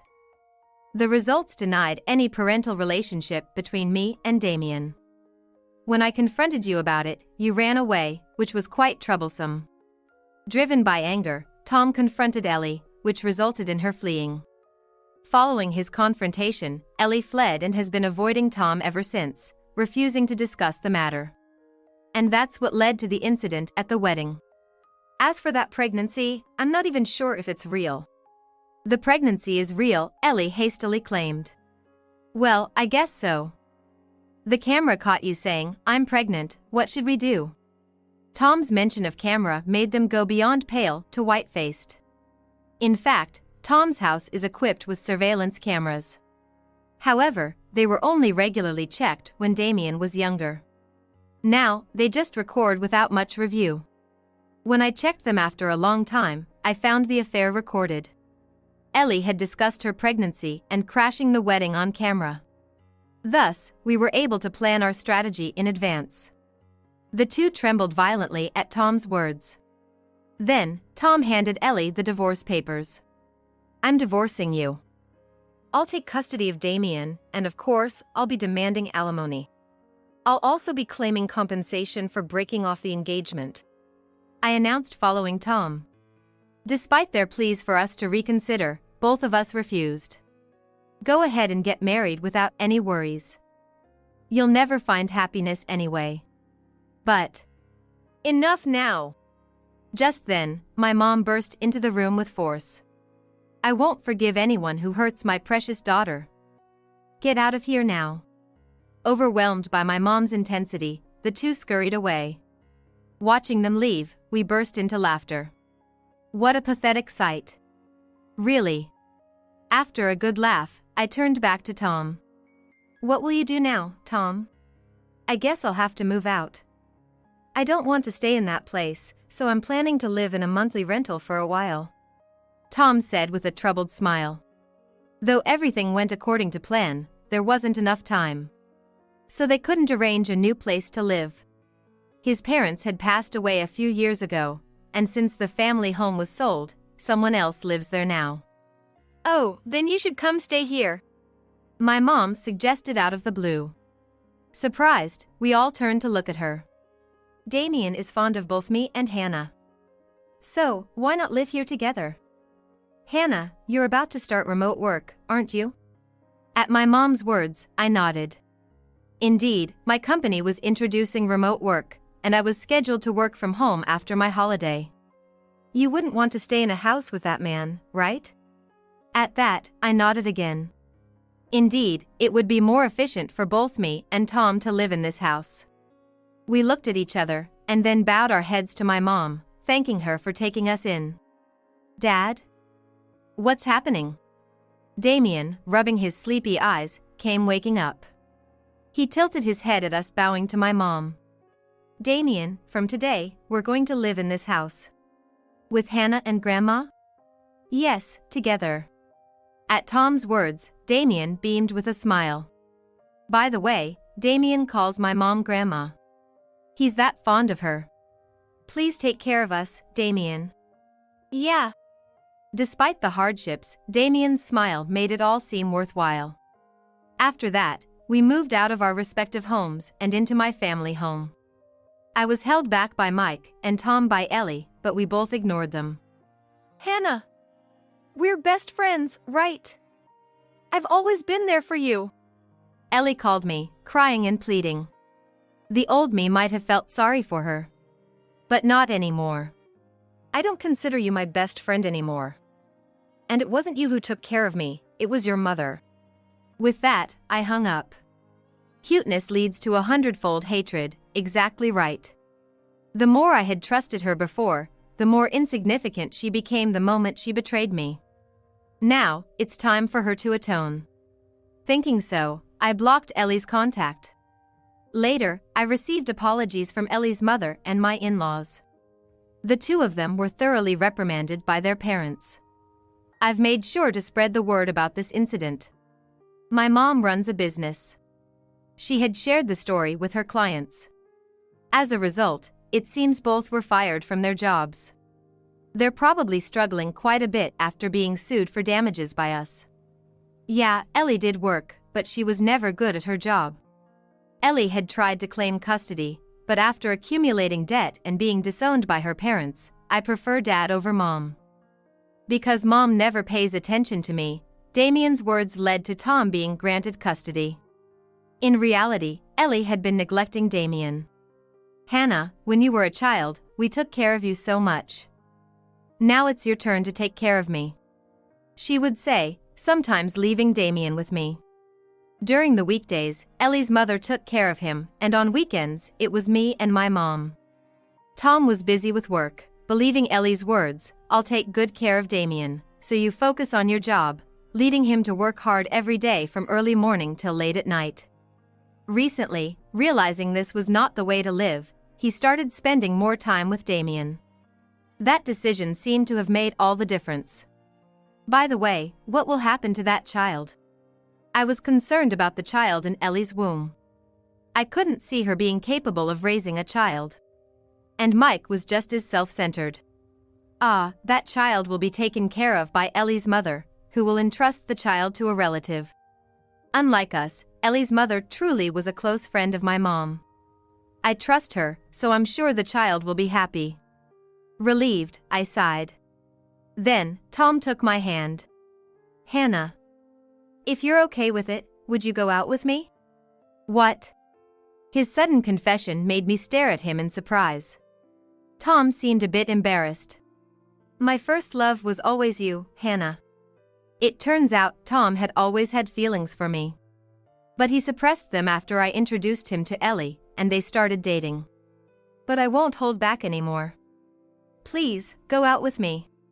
Soon after, we started dating. My mom seemed to sense it and watched us with a fond smile. Hey, Damien. What would you do if I said I wanted to be your mom? Hannah being my mom? I'd be really happy. Damien's words encouraged us, and now we are considering marriage. I'll definitely make you happy, Hannah. I'm looking forward to it. I replied with a smile to Tom's words. Since then, we've gotten married and become one family. Hey, Mama Hannah. What's up, Damien? One day, Damien looked up at me a bit shyly. I found his gesture adorable and asked while patting his head. You know, I want a little brother or sister. His words made me blush this time. When I told Tom, he blushed just the same. Later, we decided to fulfill Damien's wish. Sometime after. There's a baby in here, right? Yes, that's right. Here's where your little brother or sister is. I told Damien, now pregnant with Tom's child. Damien, imitating me, gently stroked my belly. Truly, Tom's child. My child is in there. And Damien, he is our child too. I know. From now on, it'll be me, Hannah, Mom, and 2 kids, a happy family of 5. Tom said, and I nodded in agreement. I do my best for my family and me from now on. I pledged in my heart. I gave birth to a healthy baby girl. Give me a $5,000 baby shower gift. We're besties, right? Kelly, my best friend who I hadn't heard from in 3 years, suddenly got in touch. I was absolutely flabbergasted by her words. What? You got married? Yeah, I did. As I asked in surprise, Kelly replied cheerfully. I was about to congratulate her when she said, actually, the reason you guys never had kids must be because Michelle lacks sex appeal, freezing. Simon, my ex-husband, and they had a child together. Michelle? You're coming, right? Kelly's triumphant voice reached me as I fell silent on the phone. There were so many things I wanted to say, like when did this happen, or you never even bothered to contact me before, but I knew responding would play right into Kelly's hands. So, I took a deep breath and calmly responded. Sure. I'll come with my husband, the lawyer. And so, John and I headed to her house. Little did anyone imagine that Kelly reaching out would lead to such upheaval in her and Simon's lives. My name is Michelle. I was born and raised in a rural area of Kansas. I spent my school years there before moving to New York for work. Living alone in an unfamiliar place from a young age, I remember feeling very lonely without any friends. After work, it became my routine to call friends and family back home. Even years later, I never really got used to the environment and had no acquaintances outside of work. Then, a turning point came when I visited a coworker's house and met a man who was a friend of her husband. His name was Simon. Born and raised in New York, he worked as a doctor at a university hospital. Simon, being the same age as me, seemed very sophisticated and attractive to someone from the countryside like me. Simon took a liking to me as well, and soon after we met, we started dating and got married in the year we both turned 30. The first person I reported my engagement to was Kelly, my best friend since elementary school. We had gone to the same schools through middle and high school, essentially best friends. Kelly was the only child of a local politician, a pampered princess. She inherited her father's leadership qualities and decisiveness, but also had a tendency to always think she was the best, for better or worse. I, on the other hand, was indecisive and lacked confidence. That's why I always admired Kelly, who was confident and always took the lead. Even after moving and not seeing each other as much, my feelings of her being a precious friend didn't change after moving to New York. That's why she was the first person I called to announce my news. Kelly? Guess what? I'm getting married. What? No way. To that guy, Simon, was it? I had, of course, talked to Kelly about Simon. Though they had never met, she knew his name and occupation. Yeah, that's right. Marrying a doctor, huh? You hit the jackpot. That's amazing. Kelly exclaimed excitedly upon hearing my news, which made me laugh unintentionally. I laughed because I misunderstood her excitement as being happy for my marriage. It's not like that. And besides, doctors don't make that much money yet, and he doesn't have much savings, so it's not really marrying into money. But that's okay. I'm not marrying for money. That's why I casually denied Kelly's words. However, my response seemed to have struck a nerve with Kelly. She went silent for a moment, then said coldly, "What? Is that some kind of brag? Pretending to be modest? Oh, it's pure love, money doesn't matter? What? Besides, you've been saying you wanted to come back here, but you never did. And now you're marrying someone from there, it's like you've looked down on us country folks all along." Her tone was not warm or joking. Rather, it felt like she was looking down on me, which made me rush to respond. That's not it at all. I really did want to come back, and I never thought I'd end up marrying someone here. But that's what happened. You got carried away thinking you're someone now that you're with a city guy. You'd have made a better impression if you were happy about marrying into money. That's not. Despite just announcing my marriage, Kelly seemed upset, and I didn't know what to do. Enjoy your fancy wedding then. I'll be looking forward to the invitation. With those words, Kelly hung up, leaving me speechless. Did I say something so wrong? I immediately tried calling back, but she didn't answer. Even my texts went unanswered. After getting in touch with Kelly, I intended to share my marriage news with other friends, but I completely lost the mood for it. However, I couldn't bring myself to not invite Kelly to the wedding. Our parents have been acquaintances for many years. And besides, it wouldn't make sense to invite all other childhood friends but leave out Kelly, my best friend. Despite reaching out to her multiple times after that phone call, I never got a reply. The wedding invitation was returned without any message, only a checkmark indicating her attendance, which was a simple gesture. Appalled by Kelly's immaturity, I planned to apologize at the wedding for my poor communication and decided it would be best to naturally distance myself from her moving forward. Then came the wedding day. Kelly showed up in an extravagant outfit, acting as if our previous conversation never happened, and cheerily approached me with her friends. Look at you! Simon is quite the looker. I was imagining some unsociable geek since you said he was a doctor. She blurted out, leaving me dumbfounded.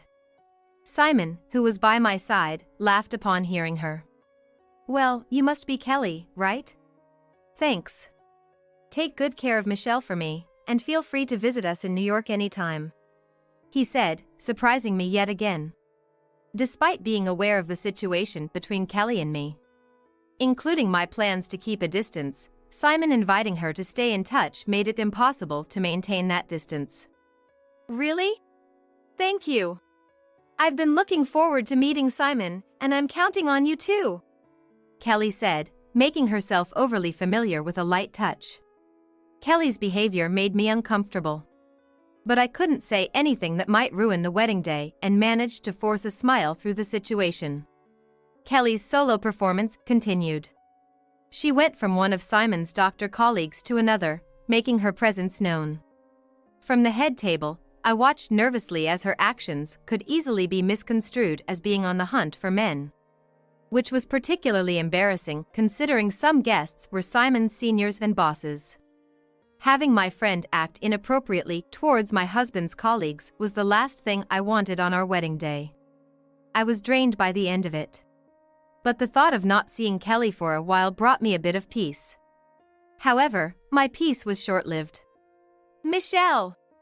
I'm here for a visit.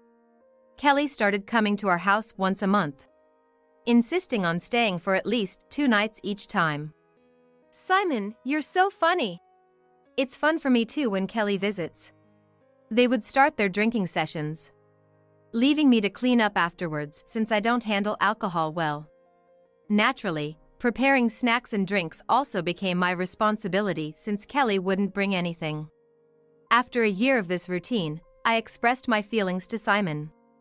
I'm thinking about asking Kelly not to come over anymore. It's a burden on you to always be entertaining, and honestly, preparing the guest room and shopping is hard on me. To which Simon responded, It's rare for a friend to come visit from her hometown just to see you. Don't say things like that. I'm okay with it, so let's keep welcoming her.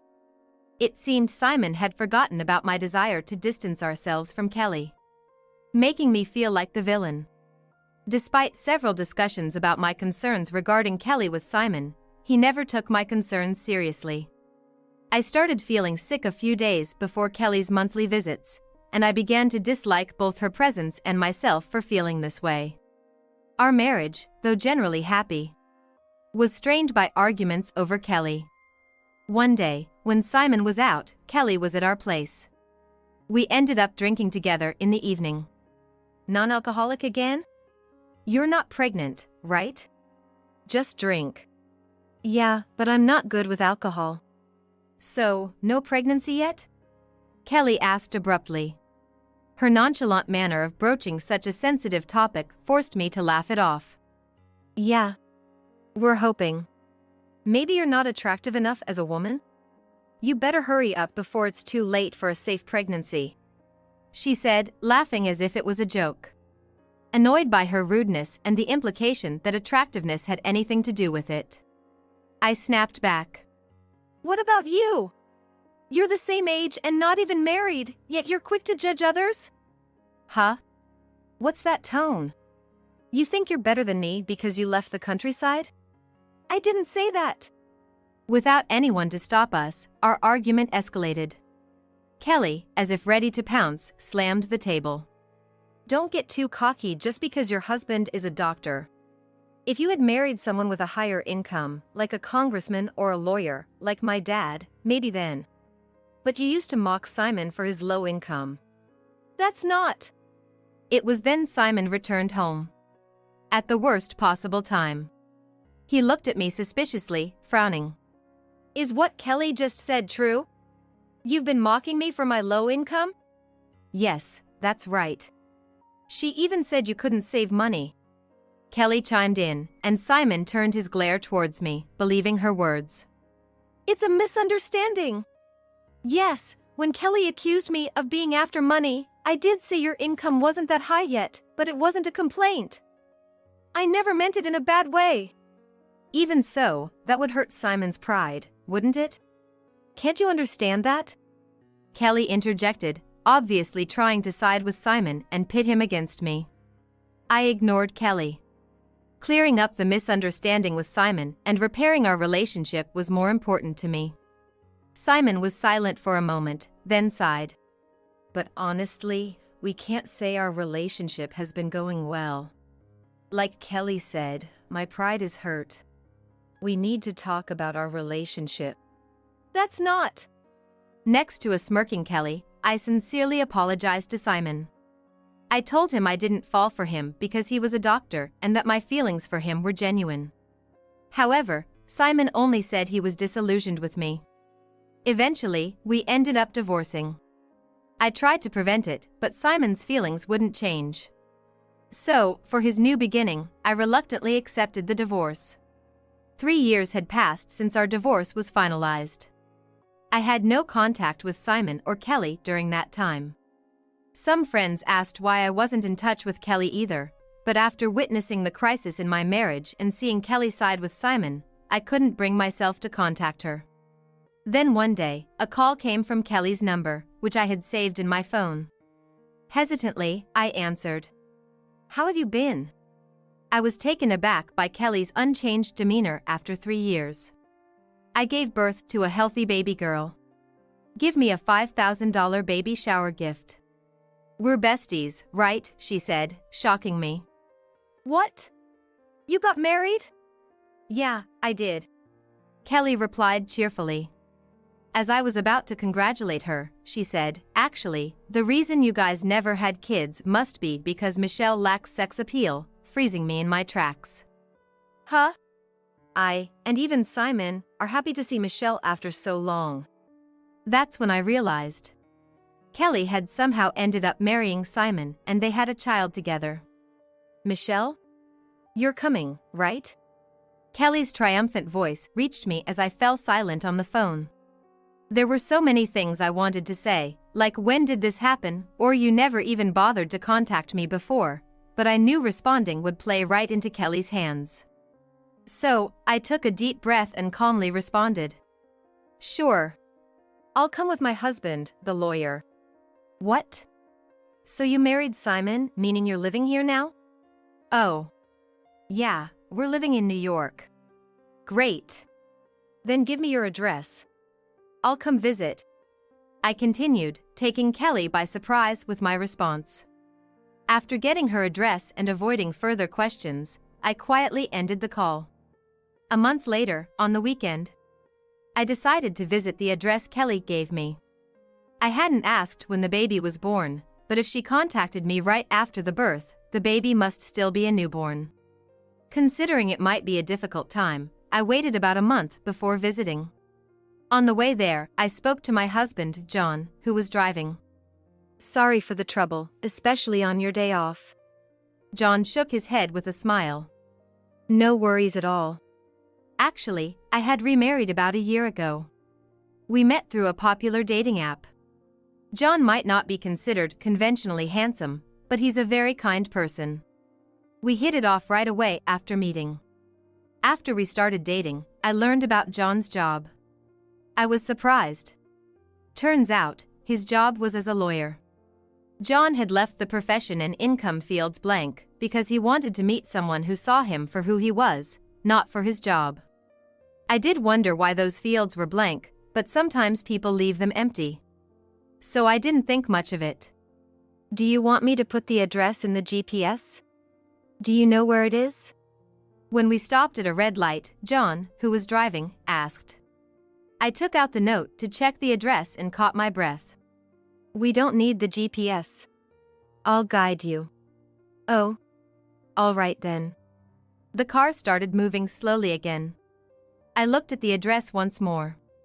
Without a doubt, it was the address of the apartment where Simon and I used to live.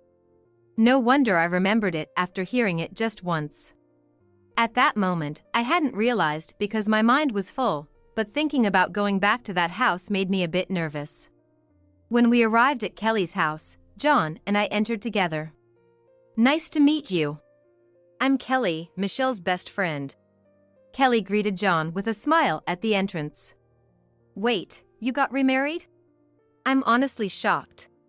Why didn't you tell me? I was holding back thinking it'd be wrong for me to be the only one happy. Kelly laughed. Holding back? Did she feel a bit guilty for marrying Simon and having a bit of happiness?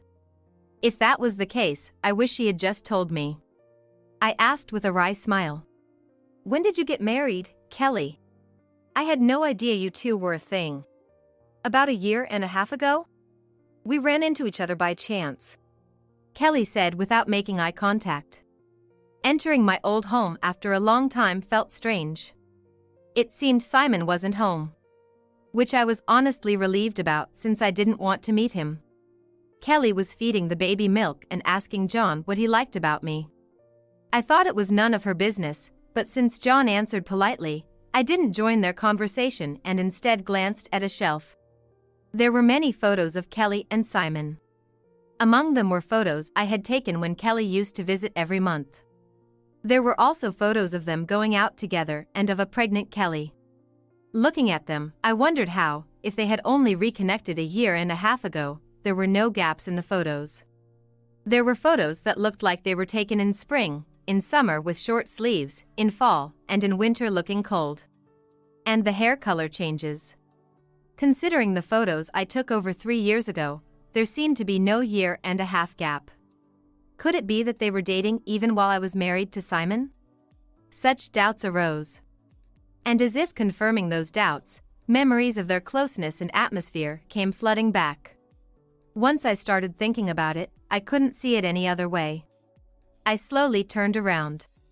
And I recognized the look Kelly gave John, filled with anger. Like an animal that had found its prey. Worried she might try to take John from me too, I confronted Kelly with a stern voice. Kelly, don't tell me you stole Simon from me? At my words, Kelly visibly shifted her gaze. Then, unexpectedly, she burst into laughter. You've been looking at those photos and came up with that story? Don't laugh, answer me. To think you didn't notice until now, you're really foolish. But, thanks to that, Michelle, you got to meet John, right? It turned out well, didn't it? Kelly admitted it casually. I was furious, but seeing the small baby in Kelly's arms, I couldn't bring myself to scold her and bit my lip instead. Besides, in the end, you preferred a lawyer over a doctor, right? That's why you divorced Simon so easily. Her words made me incredibly frustrated. I never chose Simon or John based on their professions. Meeting John was indeed a happy turn, but that's a different story. After divorcing Simon, I went through a really tough time, couldn't eat, and blamed myself for what went wrong. And to think, it was because Kelly was involved with him all along, they were mocking me together. I held back tears as Kelly laughed triumphantly. John, this girl, she loves chasing after rich men. You're young, you should find someone else. No, that's not true. I looked at John pleadingly. Then John murmured with a thoughtful expression. I see. I think I understand the situation now. I was shocked by his words. Thinking John was disgusted with me. In contrast, Kelly's lips curled up in a smirk, reminiscent of the day she sided with Simon against me. But John stated clearly. So, Kelly, you've been involved with Michelle's ex-husband since they were still married? That's right. It's really dumb she didn't notice. Kelly laughed, and I snapped back. No way! Don't be stupid. This was why Kelly had contacted me. 3 years had passed. They thought what they had done to me had essentially been erased. John laughed. Kelly, you seem well informed. Of course I am. It's Michelle who's the fool here. She could file a civil lawsuit for the psychological damage. Please reflect on how you've hurt my wife. Michelle, let's go. Kelly turned pale at John's words. Beside a flustered Kelly, John gave me a reassuring smile. Relieved that John hadn't fallen for Kelly's manipulation and remained on my side until the end, I wiped away my tears. The kind and gentle John had been desperately thinking of how to heal my wounds and went through with the process of lawsuit. At the same time, my phone was incessantly ringing. Calls from Kelly and an unknown number. When I answered once, hearing Simon's voice, I immediately hung up. Thanks to that, we also got Simon's number, making the paperwork smooth. On another day, we visited their house again. These are the documents related to the process. We've brought them for your review. It was a Sunday, so Simon was home too. As soon as we arrived, both of them apologized. Michelle, I'm really sorry. Please withdraw the lawsuit. Kelly suddenly became docile, apologizing. I kept quiet for your sake. I thought, it's something we could take to our graves. Yeah, that's right. I only told you because you seemed happy. Simon, too, as if they had done nothing wrong, continued with their uninteresting excuses. So, you admit you're at fault? Of course. Then, pay the alimony. But they fell silent at those words. The apology was meaningless without action. John began to explain the alimony. Anyway, we'll be claiming $50,000 from Simon to Michelle, and $50,000 from Kelly to Michelle, making it a total of $100,000. $100,000? There's no way we can pay that. The amount John mentioned sent them into a frenzy. Without changing his expression, John calmly explained the reasoning behind the amount. Still, they kept complaining, that's too high. We have a child. If you had any decency, you wouldn't demand such an amount from a family that has to raise a child. If they had any decency, they wouldn't have interfered with a friend's marriage or pursued a friend's husband. Despite their self-righteous ranting, John, for the first time, raised his voice to silence them. That's how serious your actions were. All this talk of taking it to the grave, how foolish. You were just overcome by lust. Don't make excuses. With that, the two were effectively silenced. Next to him, I felt profoundly grateful to John. All right. Simon murmured quietly. Wait, Simon. Are you serious? Where are we supposed to get that kind of money? I'll figure out my part. You can borrow from your parents. What? There's no way I can do that. As they started to argue among themselves, it was clear that Simon had the income as a doctor. Kelly, on the other hand, had no income.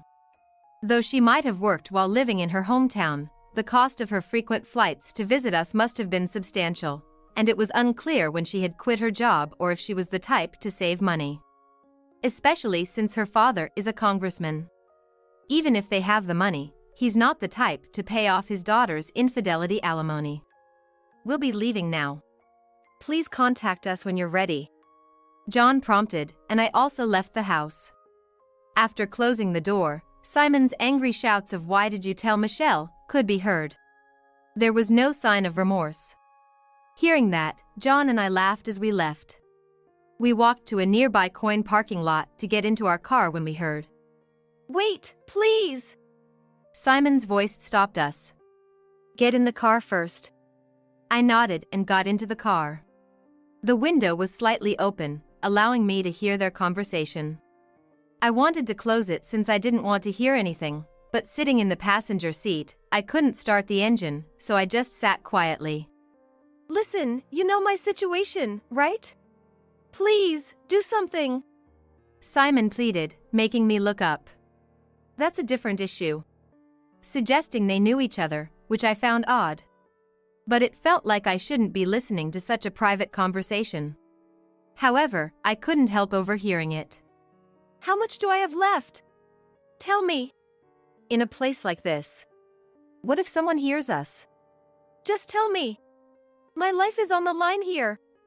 Simon pressed John urgently. John whispered something back. So, $40,000 to Amy and $22,000 left in installments to Mina. And now $60,000 to Michelle on top of that. There's no way I can pay. I was stunned by Simon's words.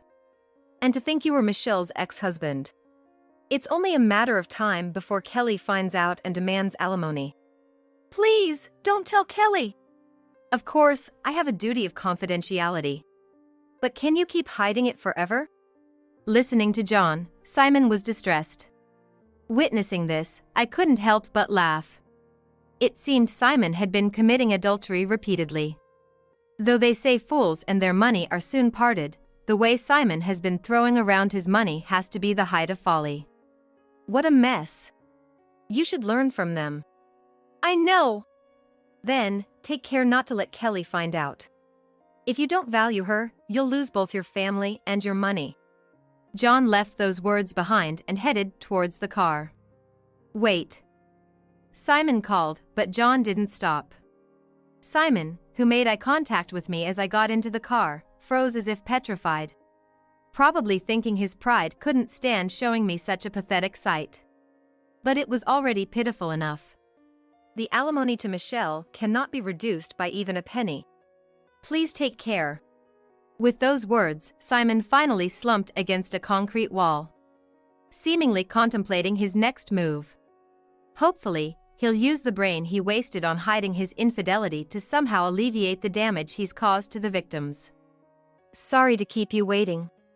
John got back into the car with a smile. I just greeted him with a smile in return. Thanks to John, I was able to receive the alimony from Simon and Kelly. Kelly had asked Simon to cover her portion of the alimony, but Simon had no means to do so. Eventually, she had to turn to her parents. Kelly's parents, of course, knew Simon was my ex-husband, but probably never imagined he was the cause of our divorce. They were furious when they found out the whole truth, especially since Kelly had lied about reuniting with Simon only a year and a half ago. Kelly's mom cried, saying it was her fault for spoiling her too much. Her dad said he wouldn't let her cross their doorstep again. It's clear that even with decent parents, a child might not turn out well. And they also found out about Simon's ongoing alimony hell. Though it's odd to condemn someone else's affair when you've had one yourself, I hope Kelly can understand a bit of how I felt. Simon chose to rebuild his marriage with Kelly, despite his infidelity and their child. With Kelly's pride and Simon's unchanging habits. I just hope their child grows up well, thinking of it as someone else's concern. After settling down, John and I went on a trip to a southern island with a view of the sea. A place that seemed to heal all the hardships and wounds of the past. I'm of an age where having children might not be possible. And while I regret missing my chance, meeting John has been a great happiness. I thanked John again. If I hadn't met you, I'm sure I'd still be alone, at the bottom of a pit of despair. Meeting John has brought me true happiness. Thank you for coming into my life. I wanted to be with you, Michelle, because you saw me for who I am, not what I am. Thank you for meeting me. Let's continue to look forward to our future together. John said this to me. I thought about how I want to cherish our current happiness and see as many different scenes with him as possible in the future.